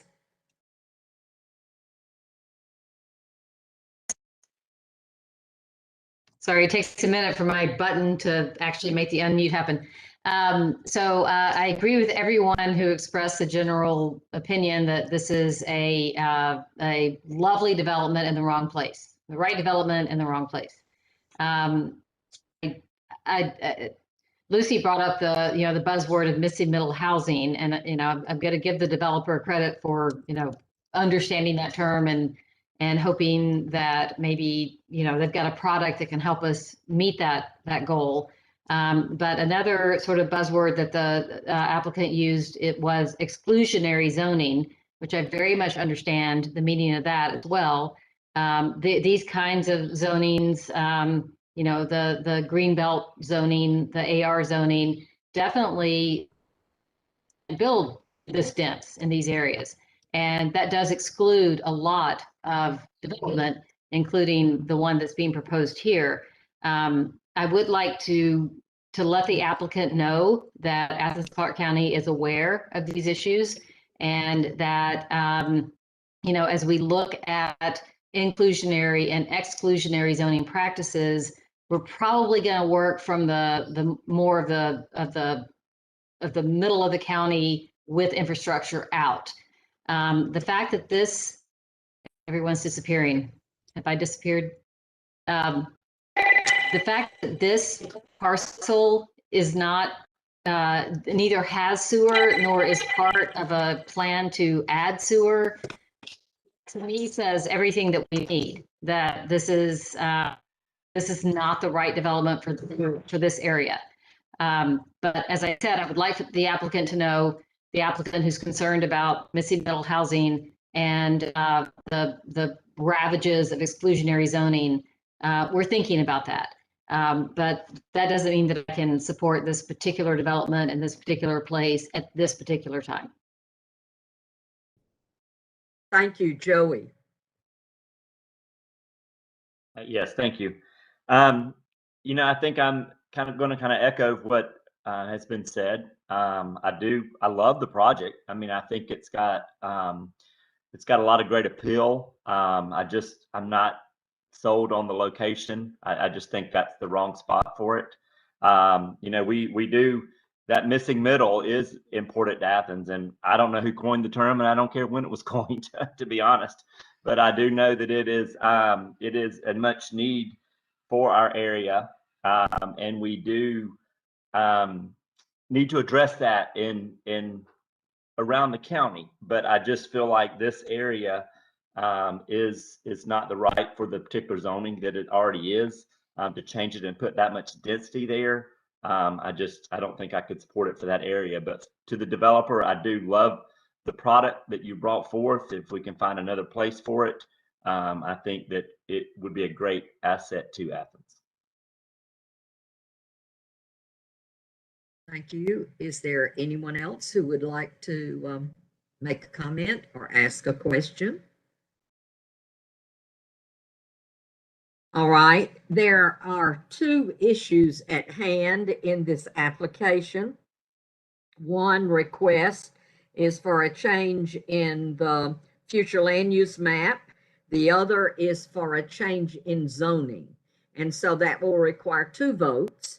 And so we will begin with the future land use map decision, and I'll entertain a motion. Alice. Thank you, Maxine. I'd like to make a motion to deny the future land use change. And I saw Jeff's hand first as the second. Thank you. Any discussion before we move to the vote?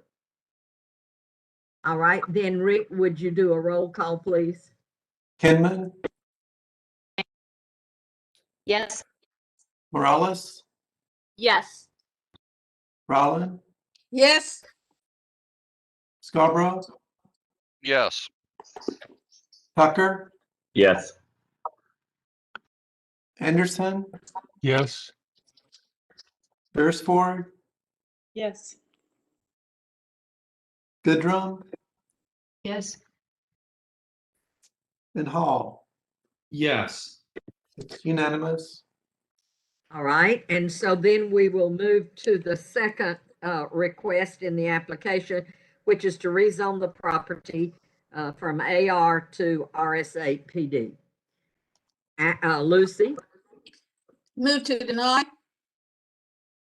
Joey, Second.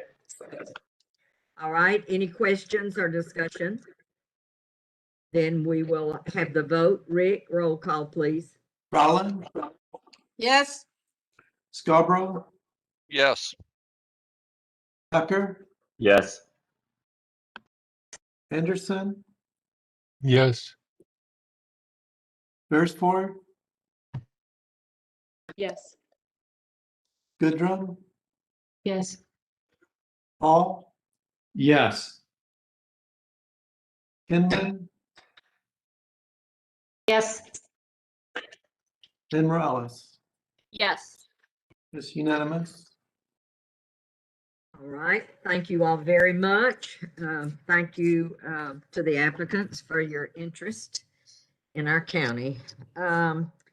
All right, we're moving on to agenda item number 3, which is a request for a zoning map amendment, case number zone 2021-02-532, located at 4430 and 4432 Lexington Road. So the request is for a zoning map amendment from CN, Commercial Neighborhood, to CG, Commercial General Zoning with Conditions, on 2 parcels of land on the Lexington Road at the address that I identified. So Rick, you're on. Okay. So the request is for these 2 parcels here on Lexington Road, the bordering Southeast Clarke Park on the which is to the east and south. You can see better here, and the parcels are currently undeveloped. The future land use of general business would remain. The zoning would change from CN to CG with condition. So the site plan here would become a binding site plan, and therefore also the use of the property as a mini storage or self-storage facility. And the request again is CN to CG with the binding site plan and use. The 2 parcels are about 4 acres.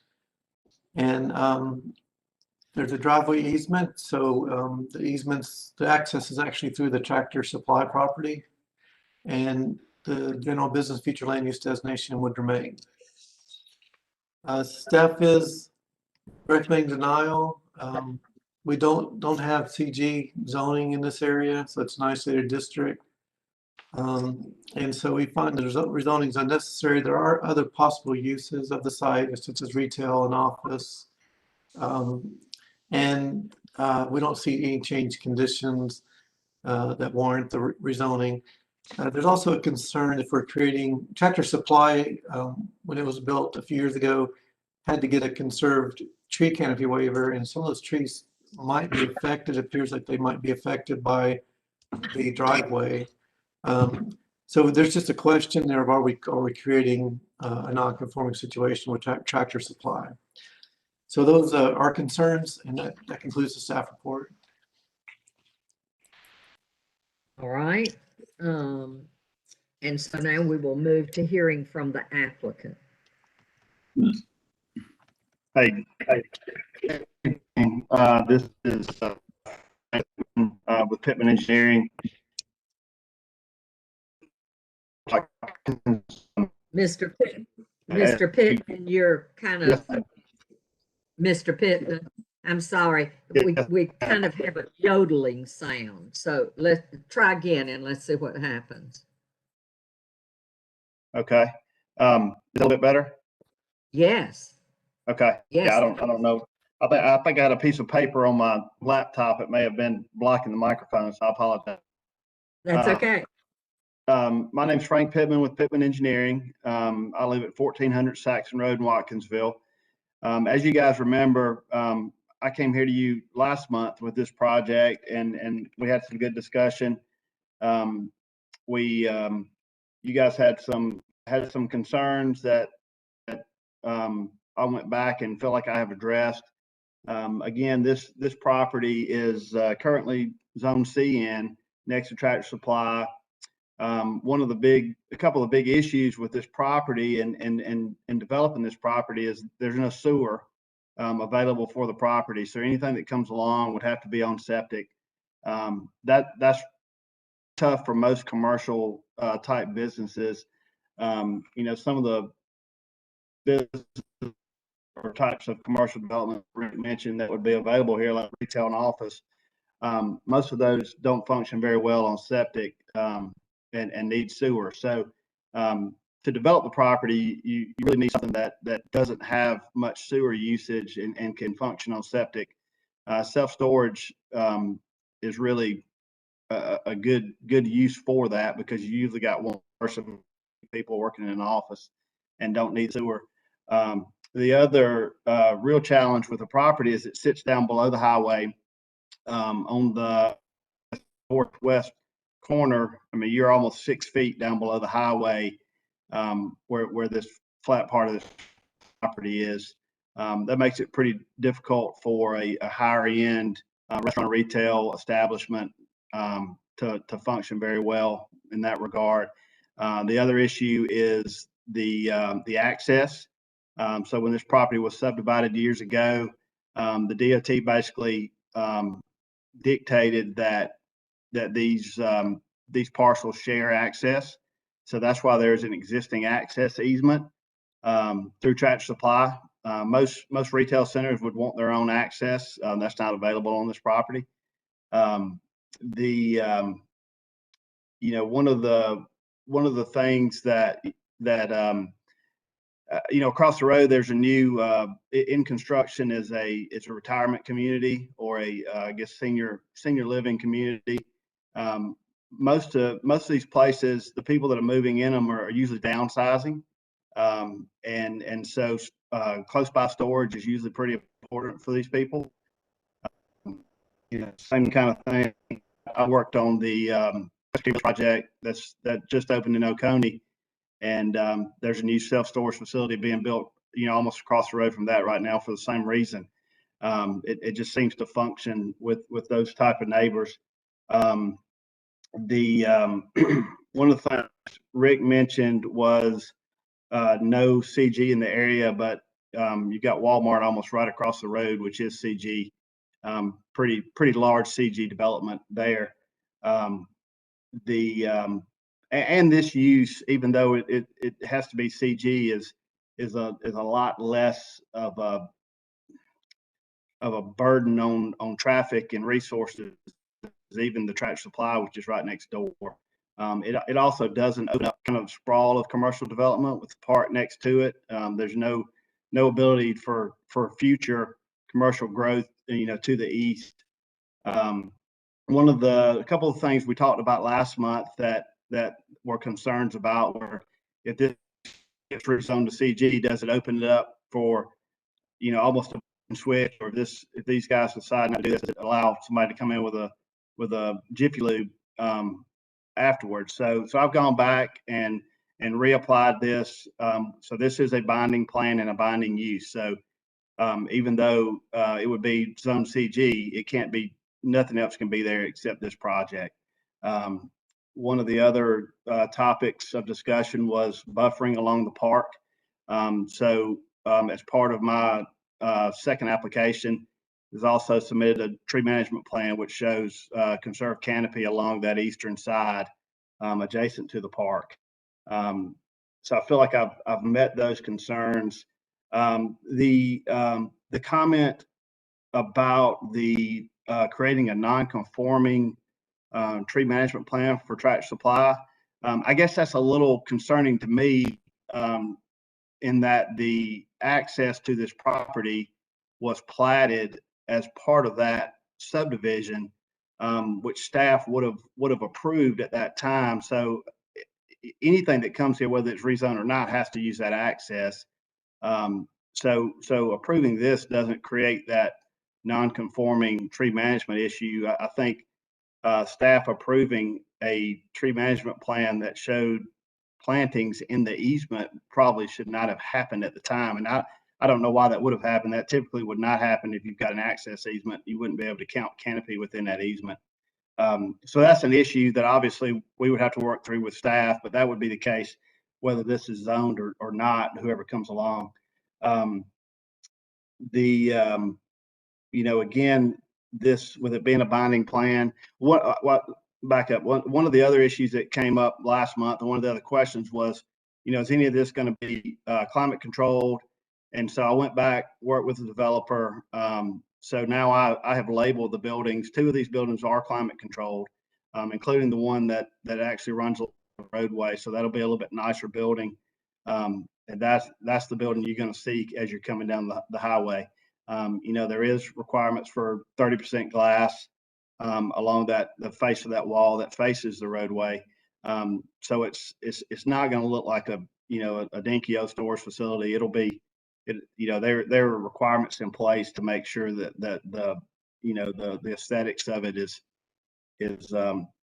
pleasing. With that, I'll leave it open to any questions that you guys may have for me, but I would ask for your approval and feel like that this is a good use for this property that is very difficult to develop otherwise. Thank you.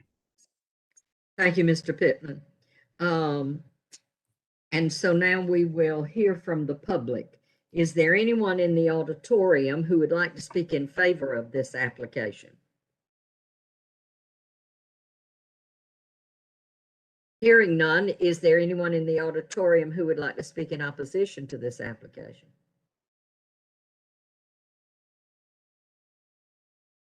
All right, then hearing none, I think Mr. Pittman, you probably don't have anything to respond to since nothing was said. So we will move right on then to behind the rail and time for commissioners to address the application.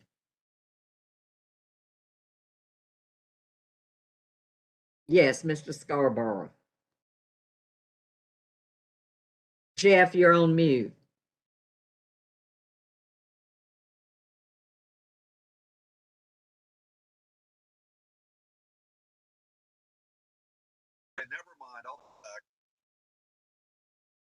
All right, anybody want to speak, and we'll give Jeff time to work on his equipment there, his sound.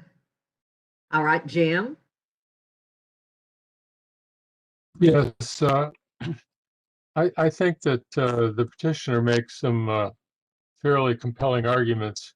I still do have concern about the loss of the conserved canopy on the Tractor Supply property, and need a little bit more detail on how that can be properly compensated and whether we can make that decision in one meeting today. It's also not clear that there's any parking provided. Are you just allowing people to park on the access roads between the buildings, or what is the plan there? So there are parking spaces there at the office, the rental office. Otherwise, as people are coming to pick up and drop off stuff in their storage facilities, they would park in the drive aisles in front of their units to unload or load. But there are spaces shown at the rental office. Yeah, I couldn't find them on the drawing. Could you show us where they are, Mr. Pittman? That might be helpful.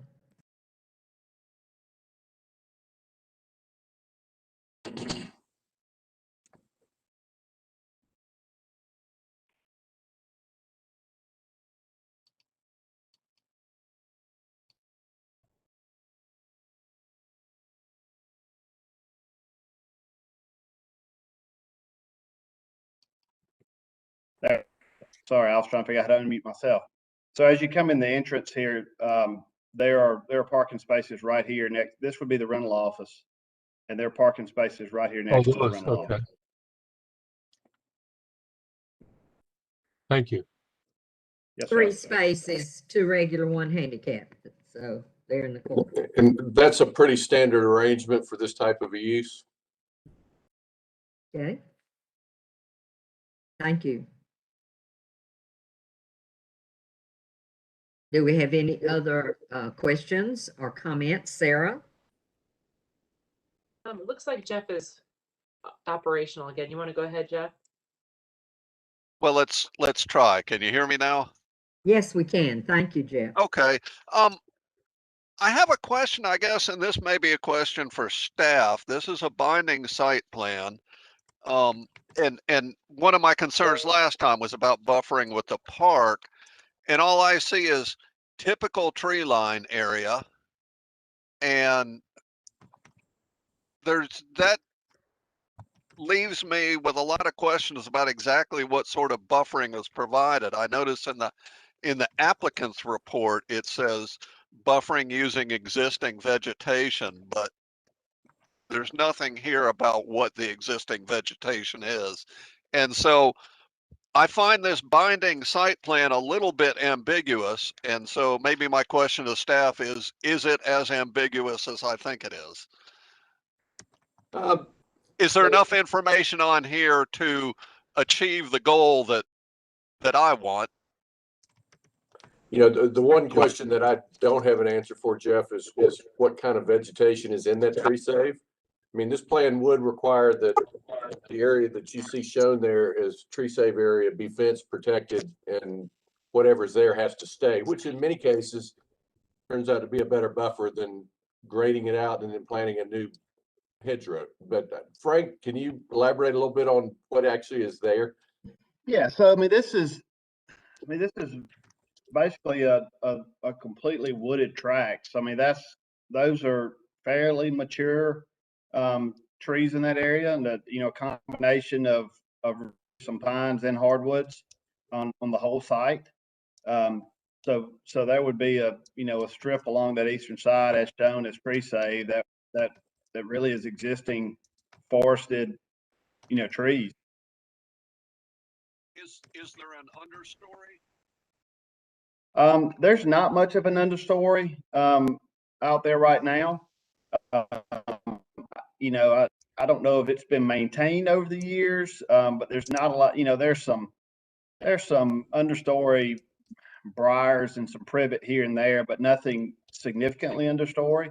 I think that one thing that we could do, we're gonna, my client's gonna want to fence this property in anyway. I mean, one thing that he could do is probably do an opaque fence along that side if that was something that was requested.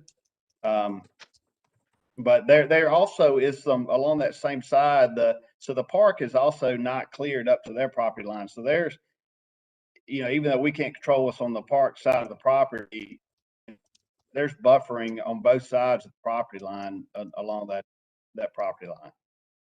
Okay, I would say I would not prefer a fence, but I just, a view block is what I'm looking for. So yes, the pine trees that I see now in the aerial are. Jeff, we can't hear you very well. There we go. Try that. I forget I have a microphone. Yeah. Yes, I would not prefer a fence. I would prefer a green buffer, but and the trees are a good start to that. I'm looking at the aerials now, and I see a lot of pine trees sticking up. So I would just want to preserve as much understory and maybe not privet, but something a little more, let something native grow up in there. But I just wanted to make sure that aspect was bound in the binding site plan. So it sounds like we have that. So thank you. Other questions or comments? Kristen and then Matt. So another question for staff, and I guess this is kind of in the spirit of the first project that we saw tonight. We were like, wait, how did this get to be commercial general? If, you know, and I'm not expecting anything too bad to come about with this business, but down the road, if something were to change and it's commercial general, if these buildings were to go away, would it still be bound by like this can be only this use? Is that what stays on the property and it would have to come back before the planning commission for additional changes? If it's approved with this binding site plan, ultimately by the mayor and commission, the only way to undo either the plan or the use would be through another legislative action, meaning 10 years from now, if the storage industry tanks and they want to build something else on it, it's another rezoning to come in and amend the condition of the binding site plan.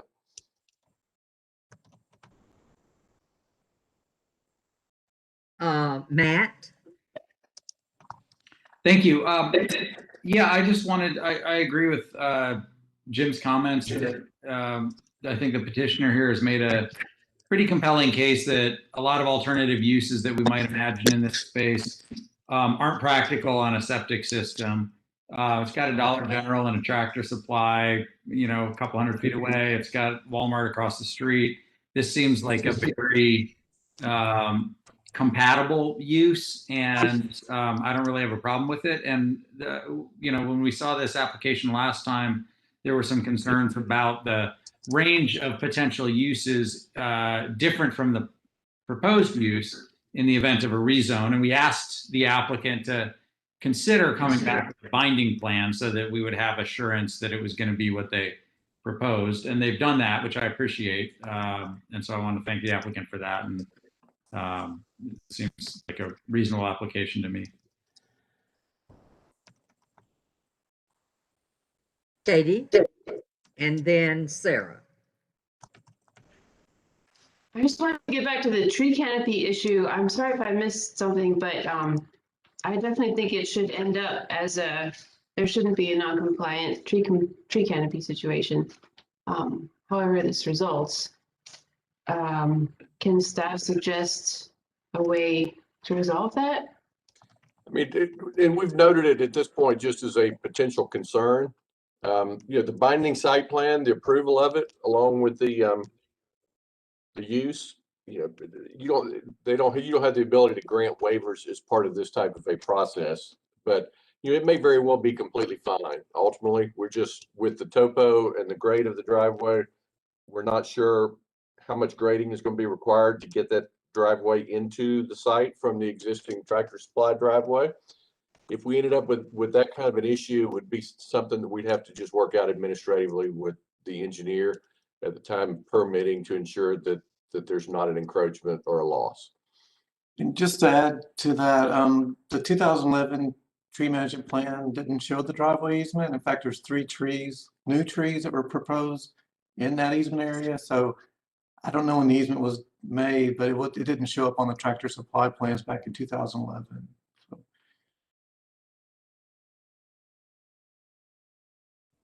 So if we were going to approve this, do we need to, the staff recommendation that a mitigating tree management plan would need to be provided, does that need to be provided? Does that need to be something that's included in our motion as a condition, or would the zoning sort of administration require that?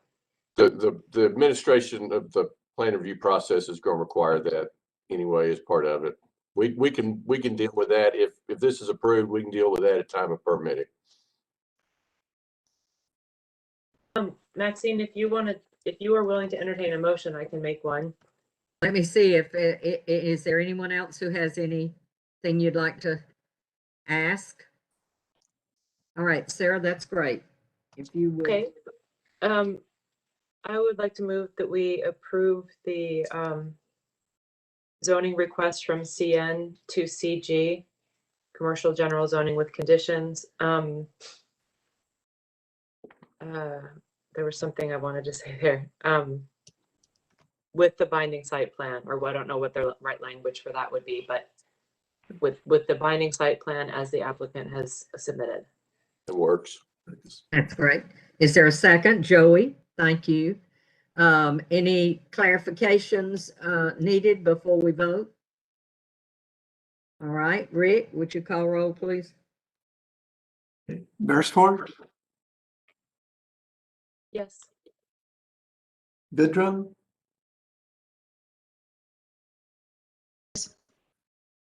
Hall, Yes. Kinman, Yes. Morales, Yes. Rowland, Yes. Scarborough, Yes. Tucker, Yes. and Anderson. Yes. It's unanimous. All right, thank you very much. Thank you, Mr. Pittman, for your interest in our community. Thank All right, you, guys. let's, Well, have a good night, evening. thank you, you too. Let's look at agenda item number 4, and this is a request from the owner applicant for additional time to modify the timetables. So it's for property located at 165 Mill Center Boulevard, 160 and 180 Melwood Drive. It is a zone -2020-12-3489. All right, Rick? I don't have a PowerPoint presentation for this, but I think the applicant is here to request the additional time. Okay. Or he's on the WebEx, I believe. Yeah, yes, he's here. So I'm sorry, I was Yes. just waiting on you to be finished. Have you finished, Rick?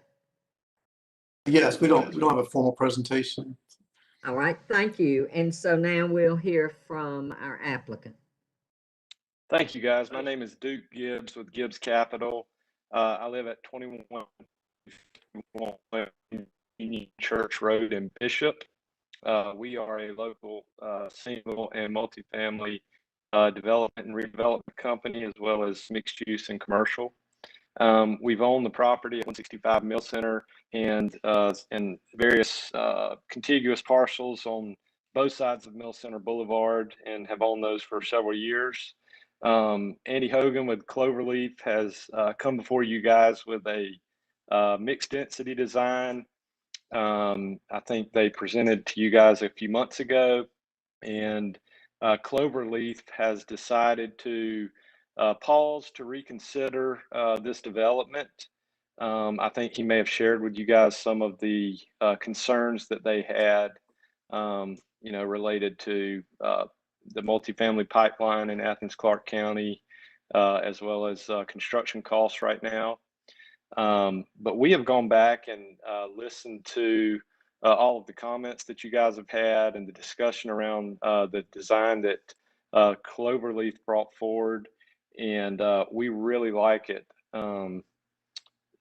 We believe the mixed density design there is perfect for the Athens West corridor in that area. We still very much believe in the Athens West corridor, and believe a workforce family style mixed density development there could work. And so we're just requesting 90 days to have time to go back and try to bring forth a design that would be fairly similar to what Cloverleaf put in front of you guys. We just need the time to do that. And so that's what we're requesting. Thank you. All right, thank you. We'll hear from the public now. Is there anyone in the auditorium who would like to speak in favor of this request for additional time? Seeing and hearing none, is there anyone in the auditorium who would like to speak in opposition to this request for additional time? All right, since there has been no public comment, I assume we don't need a 2-minute response. We'll move right on into the discussion amongst commissioners. Lucy? I am always in favor of extending people time if they really want to work hard. And I think this sounds like that's exactly what's going to happen here, to improve on something or to change something, because they don't have the time to bring it forward to us immediately. So I'd like to make a motion to approve the tabling.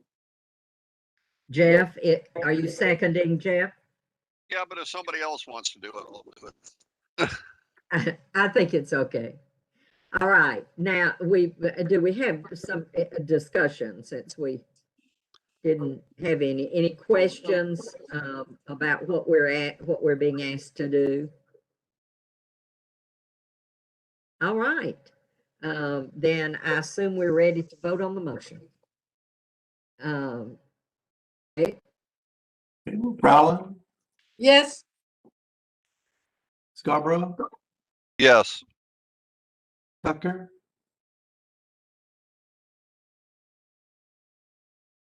Joey? Tucker, is he, Joy left? He said, he did originally say yes. he would have to leave at 8:30, so. He did. I'm sorry, Okay. he had said that. Anderson, Yes. Beresford, Yes. Goodrum, Yes. Hall, Yes. Kinman, Yes. and Morales. Yes. It's unanimous. All right, we have that decision made. Thank you, sir, for your interest in working here, and we wish you luck. We'll see you back in 90 days. Okay, now we'll turn to new business, and the first item on new business has to do with a proposal for renaming a street in Athens. This is for renaming Odd Street from, well, let me read it just like it says. The proposal for renaming Flint to First section of Odd Street. And I guess we can, if there is a need for a little more clarification, that's all but the first block of Odd Street, to Rosa Nell Howard Street. This request has come from a neighbor and friend, and we would like to hear, if we could, from our staff and then from the person who has made the proposal. So let's hear first from staff. Okay, this is again to rename the 200 to 500 blocks of Odd Street, which runs between Flint Street and First Street, to Rosa Nell Howard Street.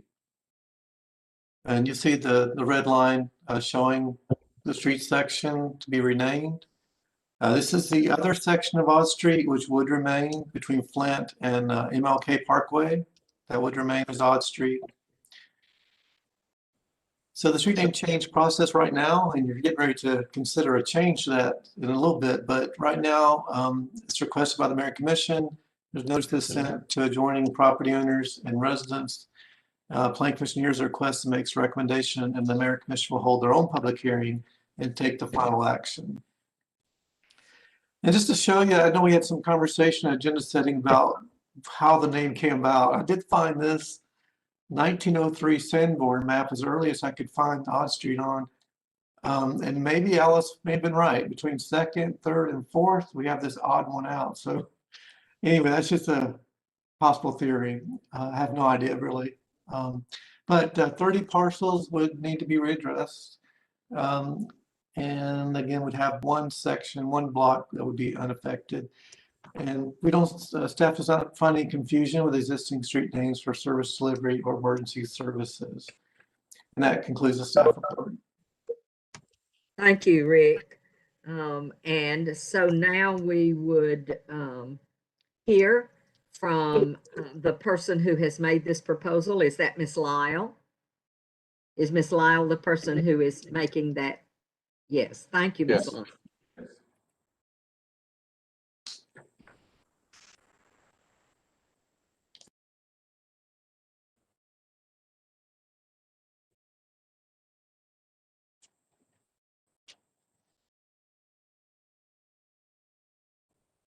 Good evening, Madam Chair and Commissioners. My name is Annie Mildred Lyle, L-Y-L-E. I live at 1000 Oglethorpe Avenue. I'm a native Athenian. I made the request initially in December of 2019 to Mayor Kelly Gervis and commissioners.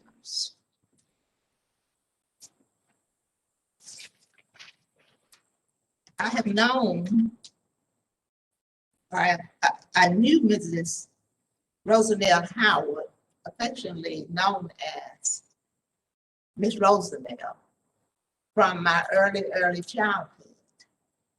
I often say that I inherited the relationship because it began with my grandmother.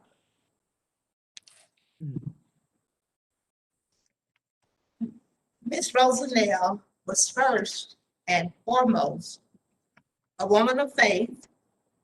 She loved God and worship service. Her faith guided her interactions with family and people in general. Miss Rosanelle led by example, simply by living the golden rule, just doing what was right for other people. Miss Rosanelle was of moral character and integrity. She had respect for herself and other people as well, and she showed empathy for the less fortunate. Her behavior was of high standard, and even though she had meager resources, she represented good taste and appearance. She encouraged cohesiveness by working in unity with others to achieve the desired goal. She wasn't a one-woman show. She was loved and respected by many people, to include people outside of the Ard Street neighborhood. To know Miss Rosanelle was to love her. She was always gentle in spirit. As she aged, she became more pleasant and appreciative of visitors spending time with her, quality time with her, and meeting her needs.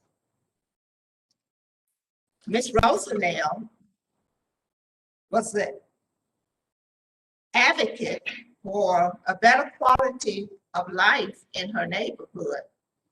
For example, she worked alongside the late Mrs. Florence Daniels and other neighbors to get running water, electricity, sewer lines, the paving of Ard streets and other streets as well in that neighborhood. She was compassionate.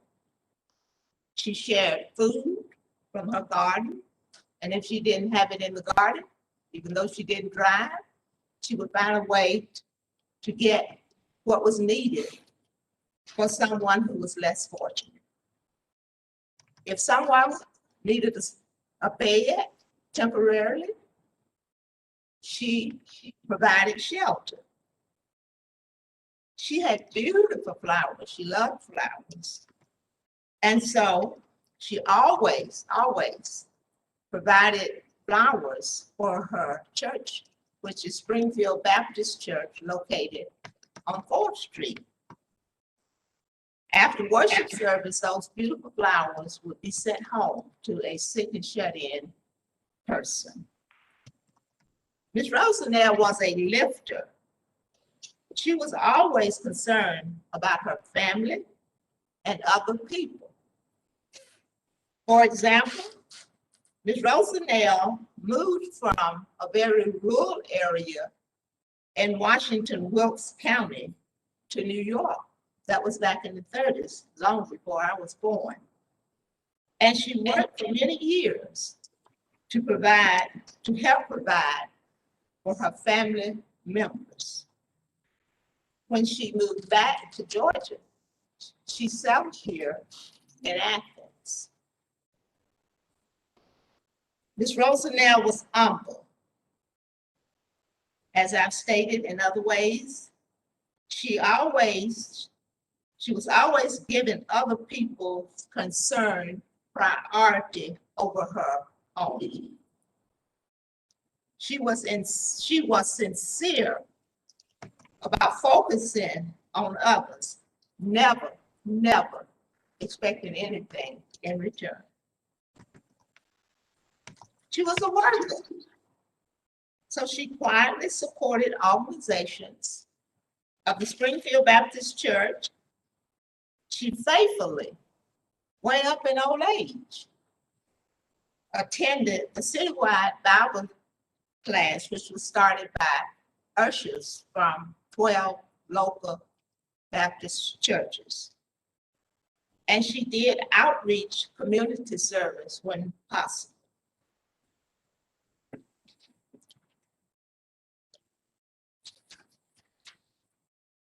I think that should be Miss Rosenell in every neighborhood. She certainly touched my life and made a difference. And as I said earlier, I feel I inherited that relationship. I cherished it.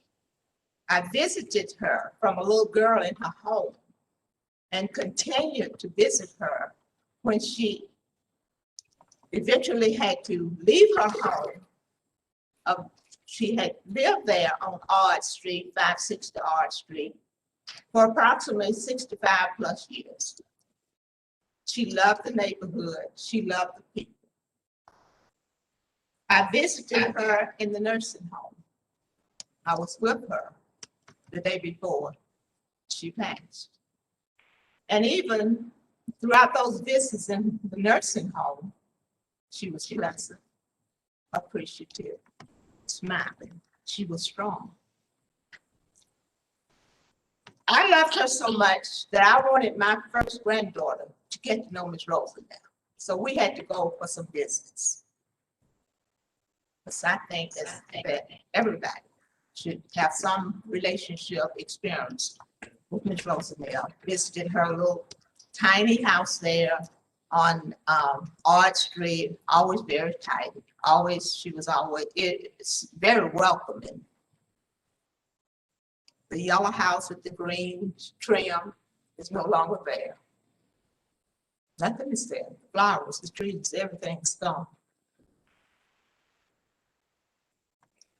In closing, Ms. Rosenell will be remembered for her love for God and mankind, her compassion, her wisdom, kind spirit, and good deed.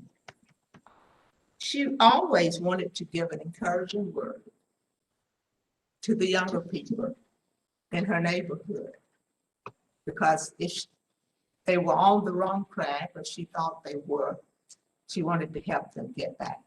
And so she touched many lives. She lived a simple Christian life by giving of herself, her meager resources, and as encouraging others to help make the neighborhood, her neighborhood, as it's been referred to, and Athens, a better place to live by following Christian principles. Ms. Rosenell was known throughout the city of Athens. And so people that were fortunate, and I say fortunate, underscore, to know her, speak highly of her worthiness. There was a lot of excitement as I knocked on doors and as I collected signatures and letters of support. There was a lot of excitement about renaming that portion of Art Street to Rosanelle Howard. I think my time is wrapped up. I'm sorry. I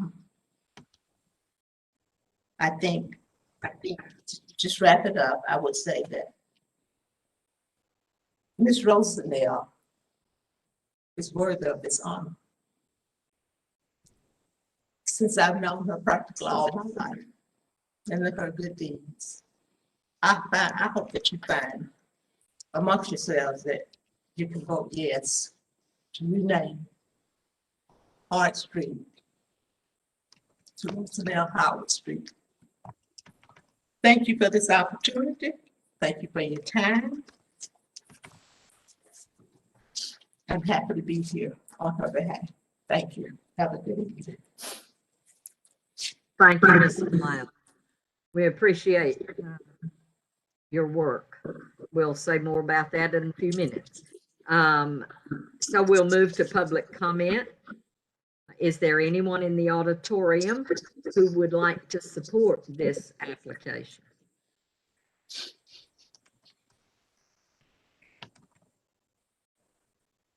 Alfred.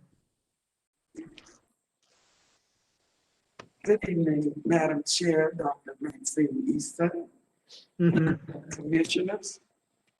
I want to speak on behalf of Ms. Rosanelle Howard.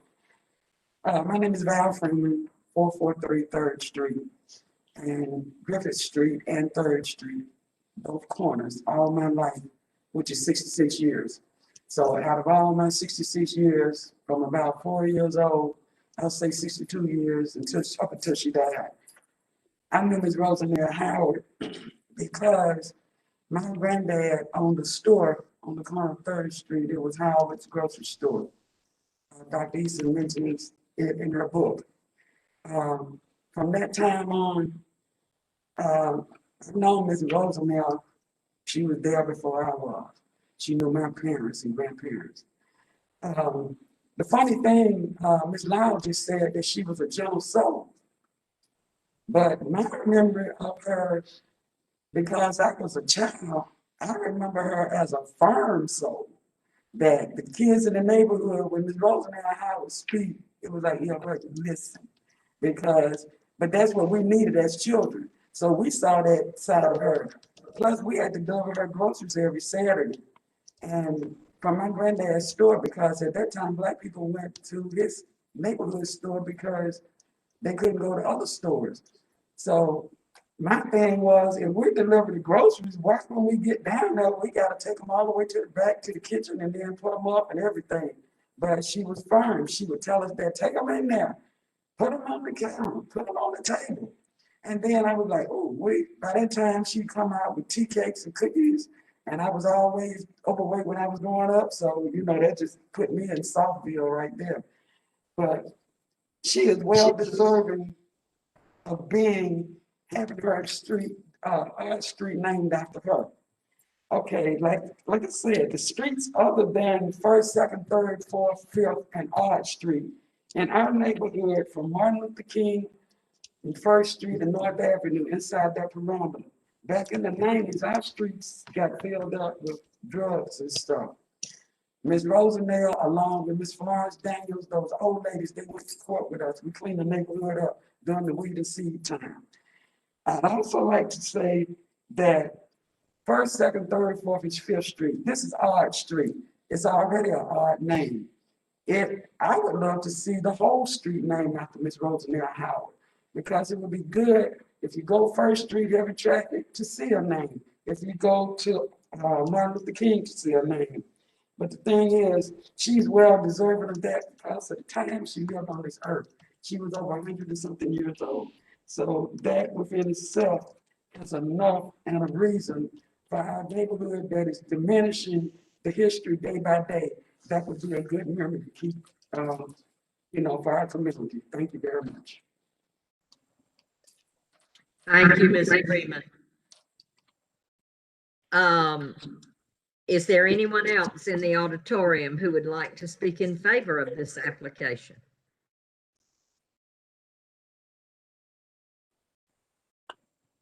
All right, hearing none, is there anyone in the auditorium who would like to speak in opposition to this application?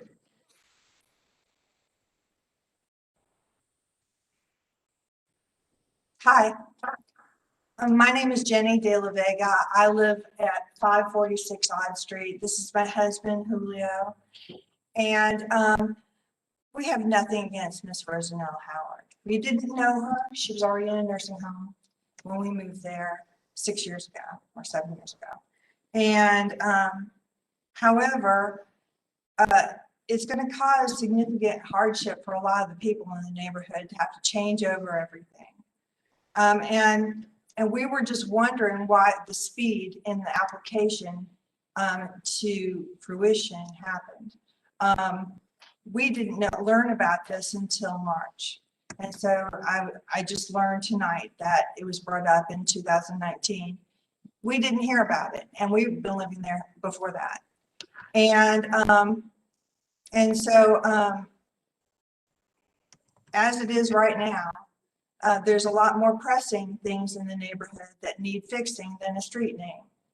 And I just wondered why those haven't been addressed. I've contacted commissioners and things like that about abandoned houses and drugs still being sold in the neighborhood, and mail that's stolen from my mailbox, and buses that can't find our house, school buses. And the inability for my daughter to walk up to the street because she might be seen as a hooker. Okay. And so there's all kinds of things in the neighborhood that need to be addressed. And I've mentioned this to my current commissioner. I've mentioned it to the previous commissioner, and nothing has been done at all about any of it. And so we're a little frustrated that all of a sudden, a street name change gets so much publicity in such a short time as that we knew about it. When these other matters that address the whole neighborhood, not just Odd Street, have been overlooked and ignored. And so it's upsetting to see that. So I'd like for you to consider my words and my husband's words, and it's not just mine. We have 3 lots in the neighborhood, and we know other people that are concerned about the renaming of the street when there's other priorities. So thank you very much for listening to us. Thank you very much. Is there anyone else in the auditorium who would like to speak in opposition? Ms. Lyle, would you like to make any comments of response? You have an additional 2 minutes. Yes.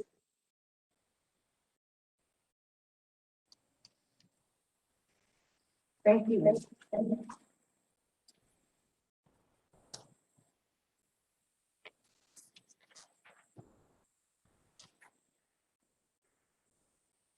Well, thank you for this extra time. As I said, the request was initiated December the 11th, 2019. And I know that COVID put a damper on some things and things were tabled.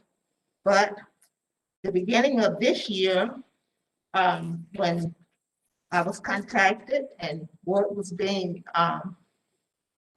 attention was being given to this request, I went door to door talking to people. And as I said, there was a lot of enthusiasm. Letters came from outside of Athens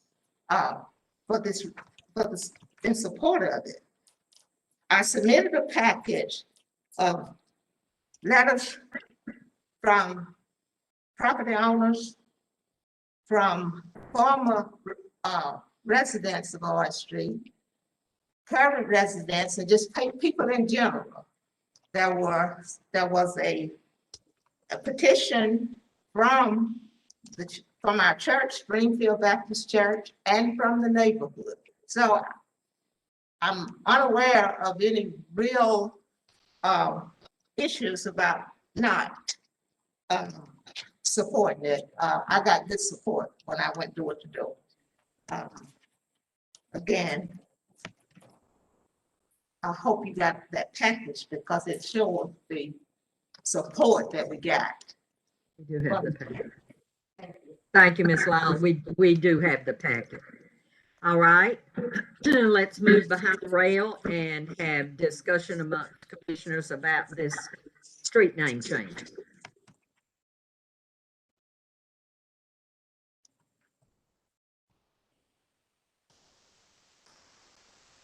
Alice. I support the street name change. I thought the petition in favor of it was extremely persuasive and moving.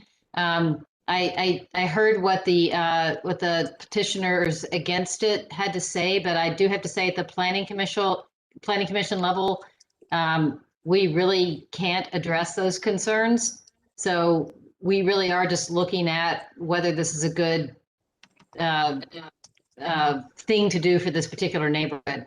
Any other neighborhood problems such as they might exist, we really don't consider in this deliberation. So I do support the request for the name change. Thank you, Alice. Any other comments? Jeff? Well, I wanted to thank Ms. Lyle for both the introduction to the reason for the name change is very well thought out. The package has a lot of support, obviously, from the neighbors. And so like Alice, I agree that there are other concerns in the neighborhood, and I wish there was something I could do as a planning commissioner to address those problems. Unfortunately, we can't do it here. I would encourage your commissioner to listen to you and hope they will hear you and hear your concerns. And I'm ready to make a motion when it's appropriate. All right. Do we have other comments? I wanted to say that, just kind of ditto what Jeff said.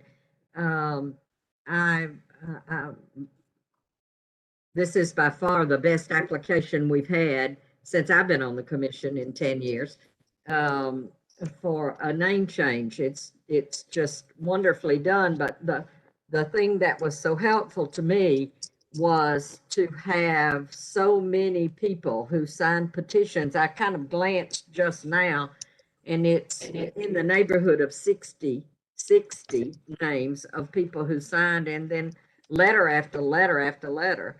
The thing that stood out to me was the letter that's listed from the family of Miss Howard. And I started reading it, and I just inadvertently, I think, I didn't consciously know I was doing it, picked up my highlighter. Everything that was said in here, I thought, oh my goodness. And so I was just highlighting things. Matriarch of her family, pillar in the community, faithful member of church, rooted and grounded, loved others. And then I loved it when it said she sang in the choir. That was the ultimate for me. But just on and on with adjectives that honestly described someone that when I got to the end of it, I thought, when I grow up, I want to be Miss Rosanelle Howard. This is kind of what all of us, I think, would want said about us at the end of our lives or during our lives. So I certainly support this application. So Jeff, we will entertain a motion.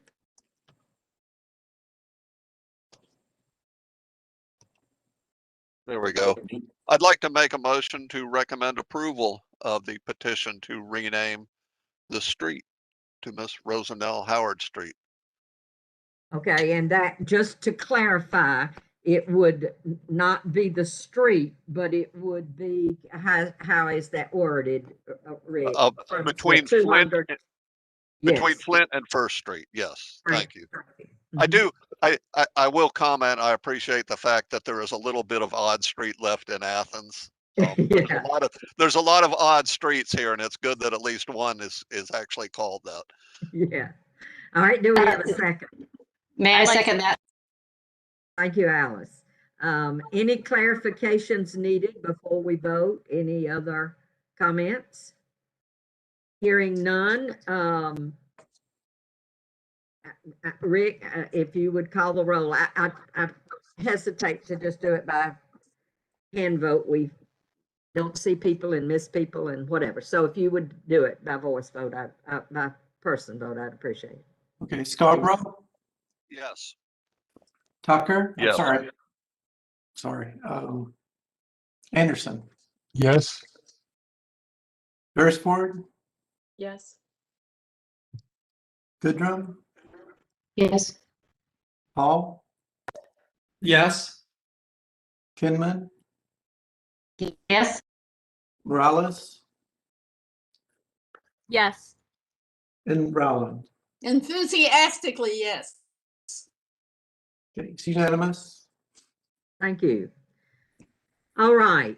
Thank you, Ms. Lyle, for your commitment to your friend and to your community. I think this is an honor for her. And so we will now move to item number 2 under new business, which is text amendments. And this has to do with the new process for street naming. So Rick?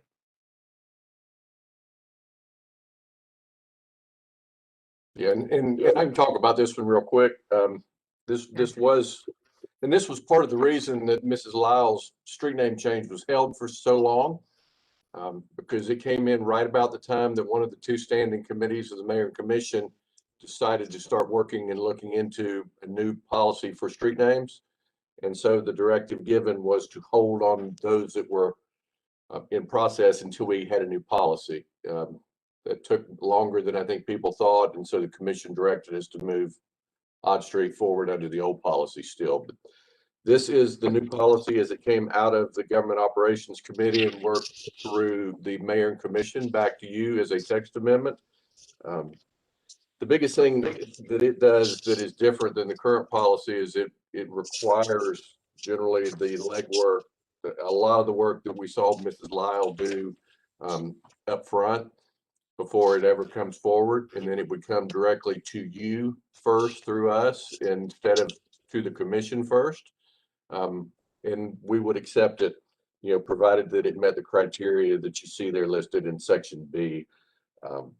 So this was in front of you, I think, at your meeting last month. It was sent back to us to clean up some language with regards to, I think we used public right of way instead of public and private streets. So we've made that correction.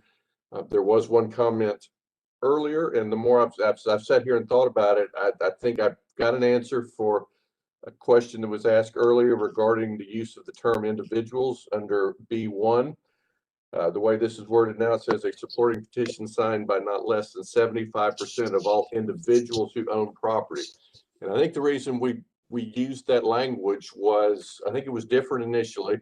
And then there was concern, or the question was asked, well, what if one person owns 9 of the 14 properties on the street, or one LLC or something? Do they get 9 votes towards the 75% one way or the other? And so it was changed to the individuals, not the properties themselves. And that's why it was changed. If there is a suggestion for a better way to word that, we're certainly all about it. But I mean, at the end of the day, we're going to be looking at that petition for signatures and tying them to addresses. We really have no way of knowing if multiple people own one or are on the title of a property. So I think it's okay, but certainly open to suggestions if you all have them. Thank you, Brad. Does that clarification help, or is there a continued concern about the use of the word individuals? Jeff? I just want to clarify for my own, I guess individual does not refer to individual people, but individual property owners, which could include a corporation entity as an individual. That's the way I would interpret it, yes. Oh, okay. I'm not a lawyer, but I'm in fear of them. Okay, Matt? Yeah, I guess my question, Brad, maybe you can just help me understand. Suppose that a piece of property is owned by two people 50-50, or by 4 people in 25% shares. How do we account for that? Those are all individuals who own property on the street, right? If you got 4 owners and they each own a quarter of it, then that one parcel, I would interpret this to mean that there's 4 voters, but I'm sure that's not what it's, the parcel next door to me might be owned by a single person, and my house is owned 50-50 by my wife and I. Surely we're not 2 out of the 3 votes for those 2 parcels. And so I just wonder if you can help me see how you would interpret that, or if you think we need to address that. I mean, the way I would interpret it would be, 1 vote per property per group. It's a good question. I don't know that I've got a great answer for it, but I know why we did it. And if there's a way to change the language, we certainly can. But it was, the concern was that if we have a street with 12 properties and 9 of them are owned by me, then I can bring in the application and sign 9 times because I own 9 properties, and that meets the 75% rule. We just had it listed as property owners. So I don't know off the top of my head that I've got a good suggestion on how to change it, but that's the way it would be interpreted. Does our attorney possibly have are you giving thought to that? Is there it seems to me it's a legal issue. If the intent, as this is written, is to have one person, well, I was going to say 1 person per parcel, but that's not right. And so I don't know. I do think that needs to be clarified. So I saw Sarah's hand and then Jeff's hand. Sarah? I think I wonder if you could add text like something along the lines of not less than 75% of all individuals, or maybe Judd can help me out here, but like ownership corporations or something, where you're sort of conveying, because I think, Brad, what you're saying is I think how we all want to interpret it, and how you would interpret it, but just sort of moving forward, we would want to make sure that isn't so subject to interpretation, when I think the spirit of it is just as you said. So I wonder if we could add just something like individuals, or you could add individuals or entities. Yep. Or entities, yeah. Yeah.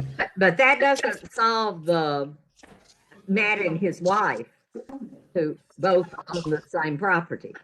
That doesn't solve that issue.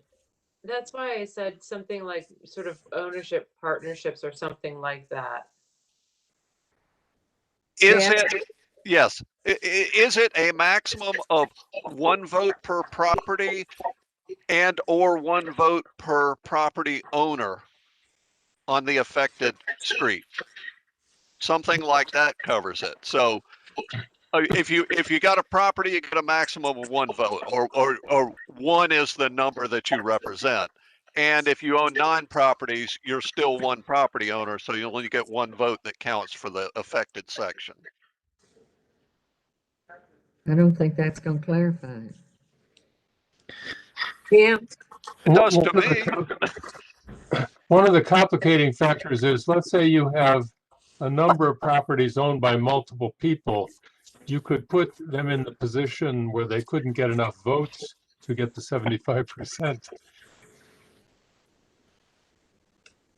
Now, I mean, I guess if there is a safety net here, there's a couple of them. One, this doesn't mean the street name gets changed. This simply gives them the ability to bring it forward to you. If they were to run into a problem, there's always the default. If you've got a street with 50% approval rating, they could go to their district commissioner and the commissioner can bring it forward on their behalf as well. It still doesn't solve the problem we're trying to solve, but all it does is get them in the door. Jeff? Would an application come to us with the results of the vote so that we can see that, one person voted 9 times, or, Matt and his wife had a big battle and couldn't figure it out, so they voted for and against? Yeah, I mean, the supporting petition that's signed by that percentage would be part of their application package that you would receive as part of your deliberation and consideration. So we may then be overcomplicating this just a little bit, although I don't think so. I still like my idea, but what do I know?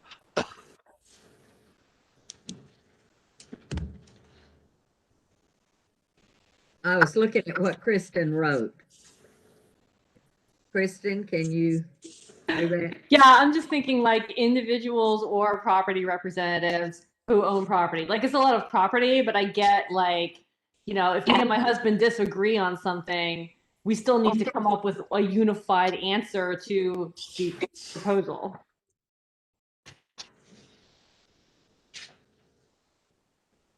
And that was where I was trying to go with mine, was the same thing, just one vote per property. But how does that keep the person who owns 9 lots from voting 9 times? Well, that's the part where an individual only gets 1 vote per street naming. So he owns 9 properties, but he's still got 1 vote. But this doesn't say that.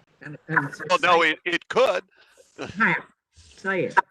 Well, we say, all right, let me look at this. A sorting position supported by a number equal to 75%. I don't know. I can't do it on the spot this late at night, but look in the chat. I can do it tomorrow.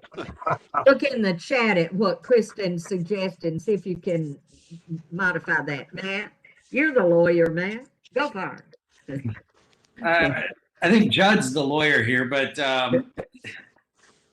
you're right. I was just going to say, I think the problem of one entity owning 9 properties is solved by the language as it appears before us now. So I don't, the 75% of all individuals or entities who own property abutting the street, I think that does the job that it was designed to do, which is it solves the problem of somebody owning 9 properties on the same street, and we don't want to give them 9 votes. So I'm not sure we want to take away from that language, but I think maybe we could add something that would say, the property owner is my wife and I own a property, and what if we either agree, we don't want to give us 2 votes, or if we disagree, what do we do then? Do we count it as half a vote for and half a vote against? And so we need to have something in there that says, and I think this is part of what Jeff was driving at, that each parcel is entitled to not more than 1 vote or something like that. But that could be added to what's. I think you just want to add a household. We solve that in neighborhood issues with households. So you have a household that votes for something. Judd? Well, I was thinking you just might want to add a sentence that clarifies that individuals and or entities shall have no more than 1 vote, regardless of the number of parcels owned on the street. How simple was that? Just stick in that sentence and go. That's great. Got it. That's why we hired him. How wonderful it is to have a lawyer here to help us. Thank you so much, Judd. And remember that, I mean, if this were to come before you, you're under no obligation to approve one either. I mean, if the petition comes to you to change the name of a street, and in looking at the petition, you can see that, all these people are somehow related, or they're under different corporate names, but the other 5 aren't, you don't have to approve it because you're asking it. It just gets them in the door. Yeah. All right. So is everybody happy with that modification of this? Brad assures us he has it. All right. Be on the phone with Judd tomorrow, I'm sure. So we'll get it right. Okay, then I think that we need to have a motion to approve with modifications. Lucy? I make a motion to approve as amended, or however we're going to call it. Okay, good. Do we have a second? Matt? I saw 3 hands. I just went to the middle. All right.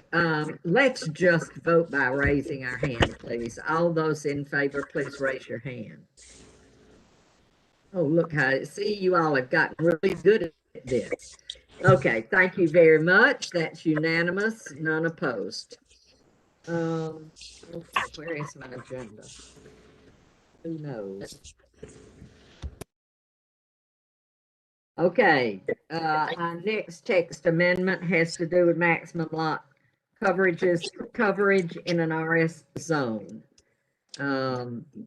Rick, Brad? I'll do that one. Yes. This is, as I mentioned in agenda setting, this is a text amendment that has been brought forward specifically by planning staff for your consideration.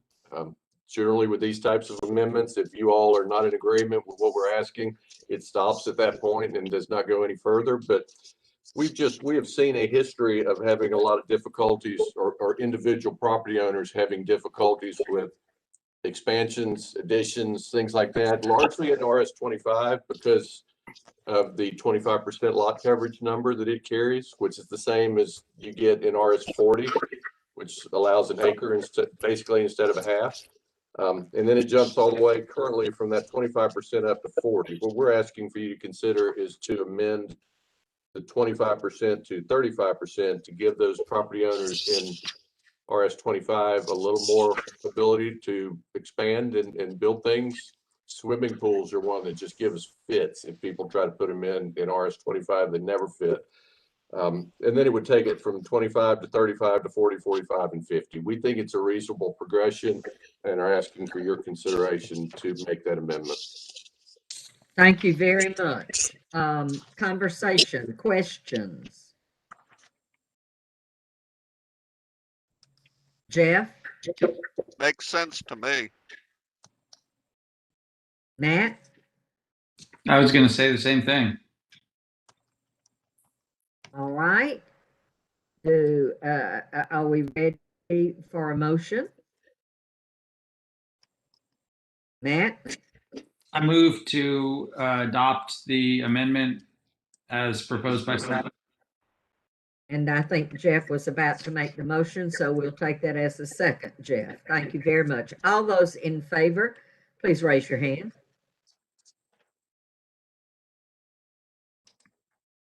That's great.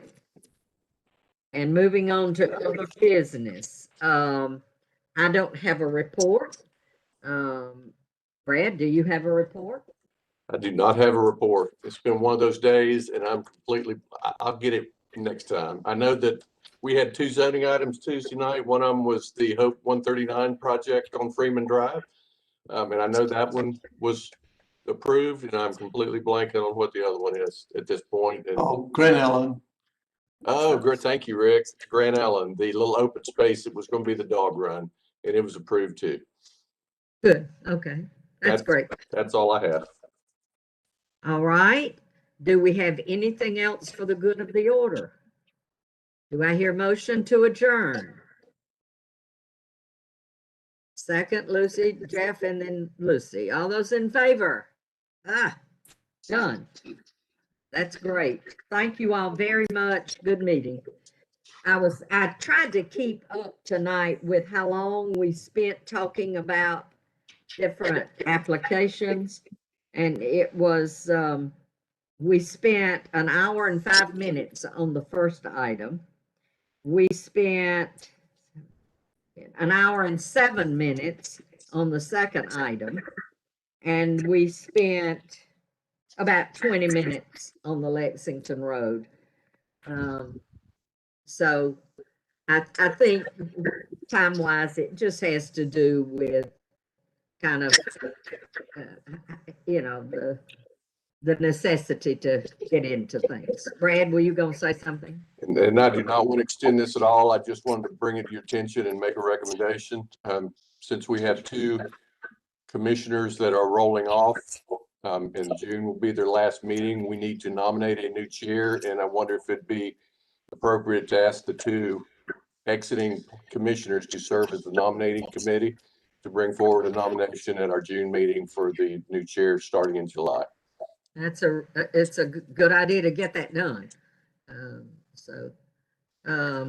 I'll be glad to do that. Jeff will be glad. Jeff says yes, so we'll be glad to serve in that way. Okay. All right. Thank you all. Have a good night. Thank you. Bye. Remember, we'll see you mid-month.